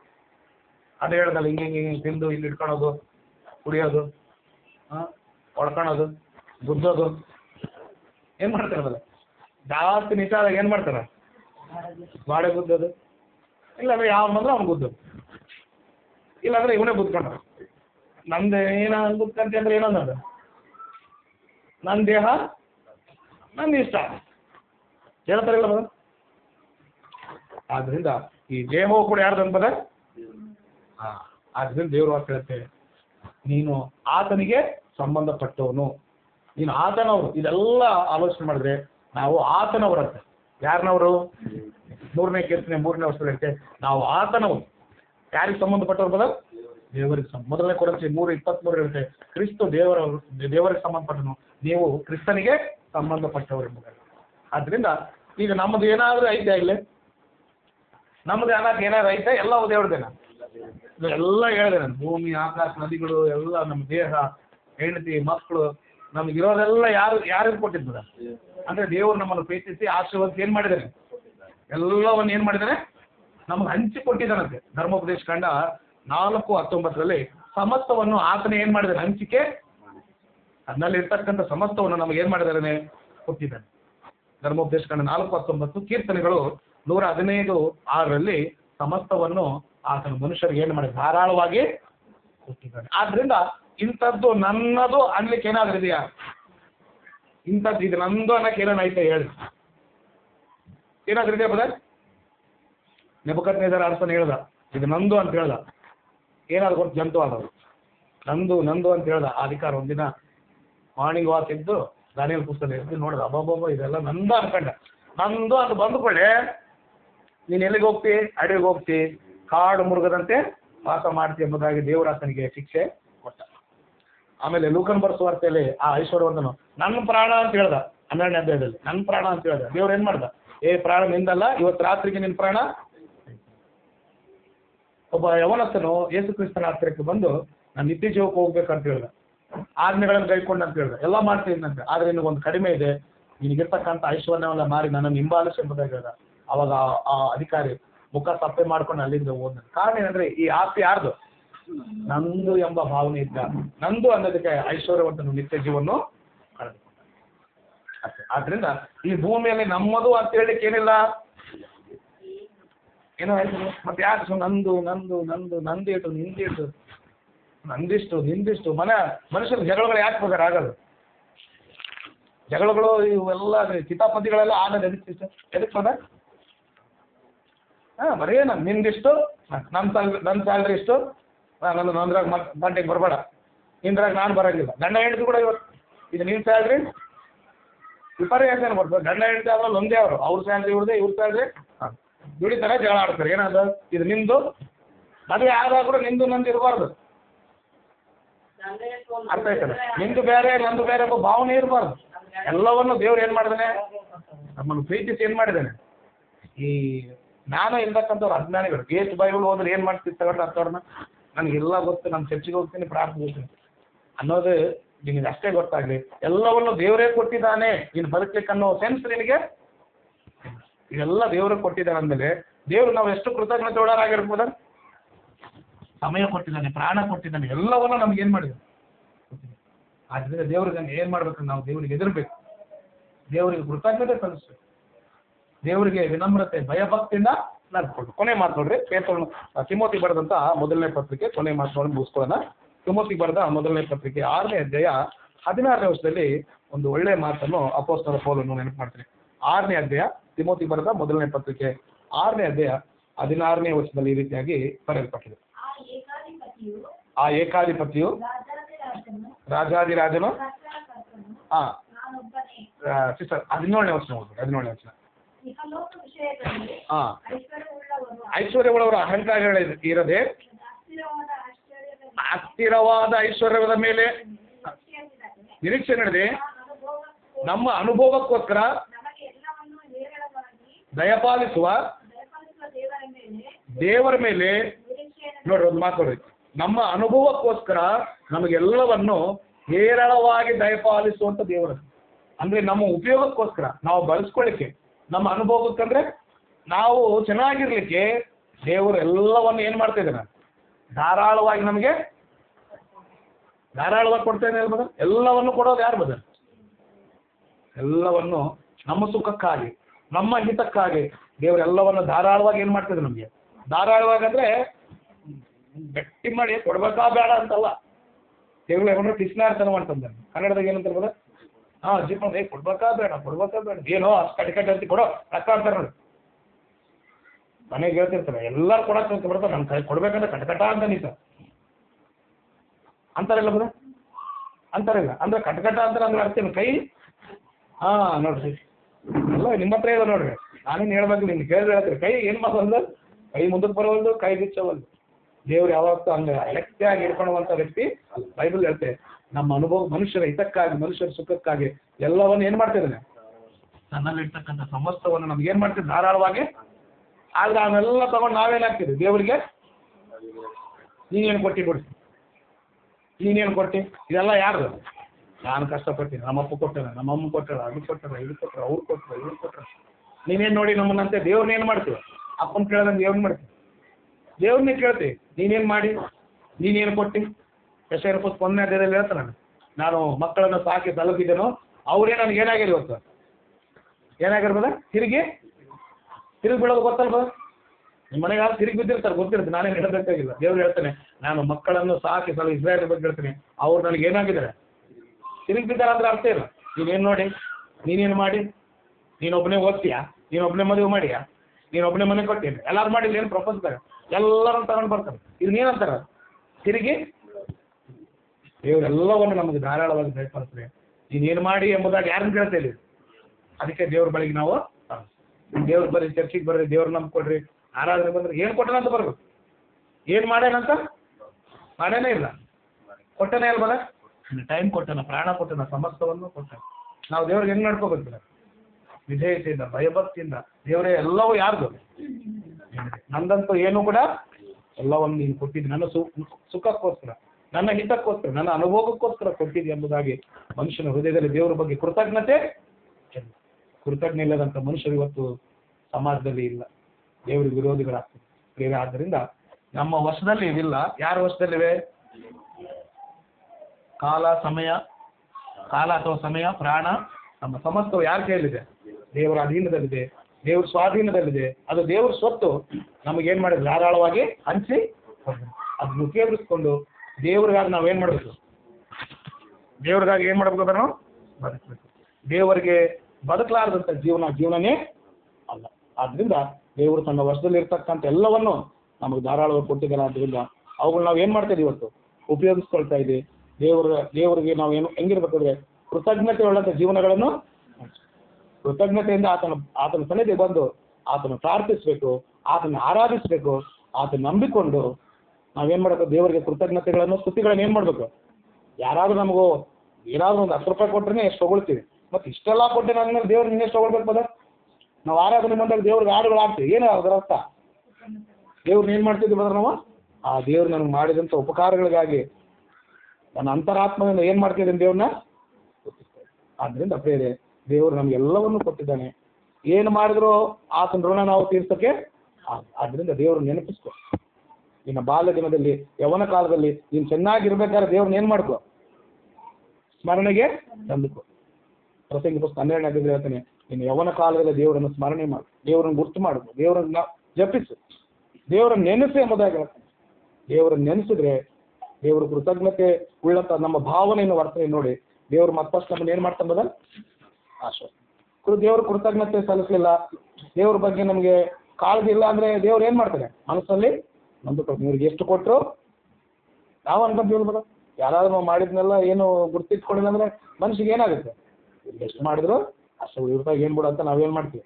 ತೆಗೆದು ಬಿಸಾಕ್ತೀವಿ. ದೇವ್ರು ಒಂದಿನ ನಮಗೆ ಮಾಡೋದು ಕೂಡ ಅಷ್ಟೇ. ಆದ್ರಿಂದ ಲೋಕದಲ್ಲಿ ಇರ್ತಕ್ಕಂಥ ಜನರು ಒಂದು ಮರಿತಾ ಇದ್ದಾರೆ. ಆದರೆ ದೇವ್ರ ಮಕ್ಕಳಾಗಿ ನಾವು ಏನು ಮಾಡಬಾರ್ದು? ಯಾವಾಗೂ ನನಗೆ ಸಮಸ್ತವು ದೇವರೇ, ನನ್ನ ಟೈಮು, ನನ್ನ ಪ್ರಾಣ, ನನ್ನ ತೆಗಿರ್ತಕ್ಕಂಥ ಎಲ್ಲವೂ ದೇವರೇ ಕೊಟ್ಟಿದ್ದಾನೆ ಎಂಬುದಾಗಿ ಭಾವಿಸುತ್ತಾ ದೇವರಿಗೆ ನಮ್ಮ ಹೃದಯದಲ್ಲಿ ಕೃತಜ್ಞತೆಯಿಂದ ಆತನ ಸೇವಿಸಿದ್ರೆ, ಕೃತಜ್ಞತೆಯಿಂದ ಆತನ ಆರಾಧಿಸಿದ್ರೆ, ಕೃತಜ್ಞತೆಯಿಂದ ಆತನ ಗಣಪಡಿಸಿದ್ರೆ ದೇವರು ನಮ್ಮ ವಿಷಯದಲ್ಲಿ ಸಂತೋಷವುಳ್ಳವನಾಗುತ್ತಾನೆ. ದೇವರು ನಮ್ಮ ಮೂಲಕ ಮಹಿಮೆಯನ್ನು ಹೊಂದಿಕೊಂಡು ಮತ್ತಷ್ಟು ದೇವರು ನಮ್ಮನ್ನು ಏನು ಮಾಡ್ತಾನೆ? ಆಶ್ವಾಸನೆ. ಆದ್ದರಿಂದ ಬೇರೆ ಈ ವಿಷಯಗಳನ್ನು ಮನಸ್ಸಲ್ಲಿಟ್ಟುಕೊಂಡು ನನ್ನ ಟೈಮು, ನನ್ನ ಪ್ರಾಣ, ನನ್ನ ಸಮಸ್ತಕ್ಕೂ ದೇವರೇ ಆಧಾರಭೂತ ಎಂಬುದಾಗಿ ತಿಳ್ಕೊಂಡು ವಿನಮ್ರತೆಯಿಂದ ಆತನ ಸೇವೆ ಮಾಡುತ್ತಾ ಆತನ ಮಕ್ಕಳಾಗಿ ಜೀವಿಸುವಂತೆ ದೇವರು ನಮ್ಮೆಲ್ಲರನ್ನು ಕೂಡ ಆಶ್ವಾಸನೆ. ಆಸಕ್ತಿಯಿಂದ, ಶ್ರದ್ಧೆಯಿಂದ ದೇವರ ವಾಕ್ಯವನ್ನು ಕೇಳಿದಂತ ನಿಮ್ಮೆಲ್ಲರಿಗೂ ತೊಂದರೆಗಳನ್ನು ತಿಳಿಸುತ್ತಾ ಈ ವಾಕ್ಯ ಭಾಗವನ್ನು ಮುಕ್ತಾಯ ಮಾಡ್ತೇನೆ. ಎಲ್ಲರಿಗೂ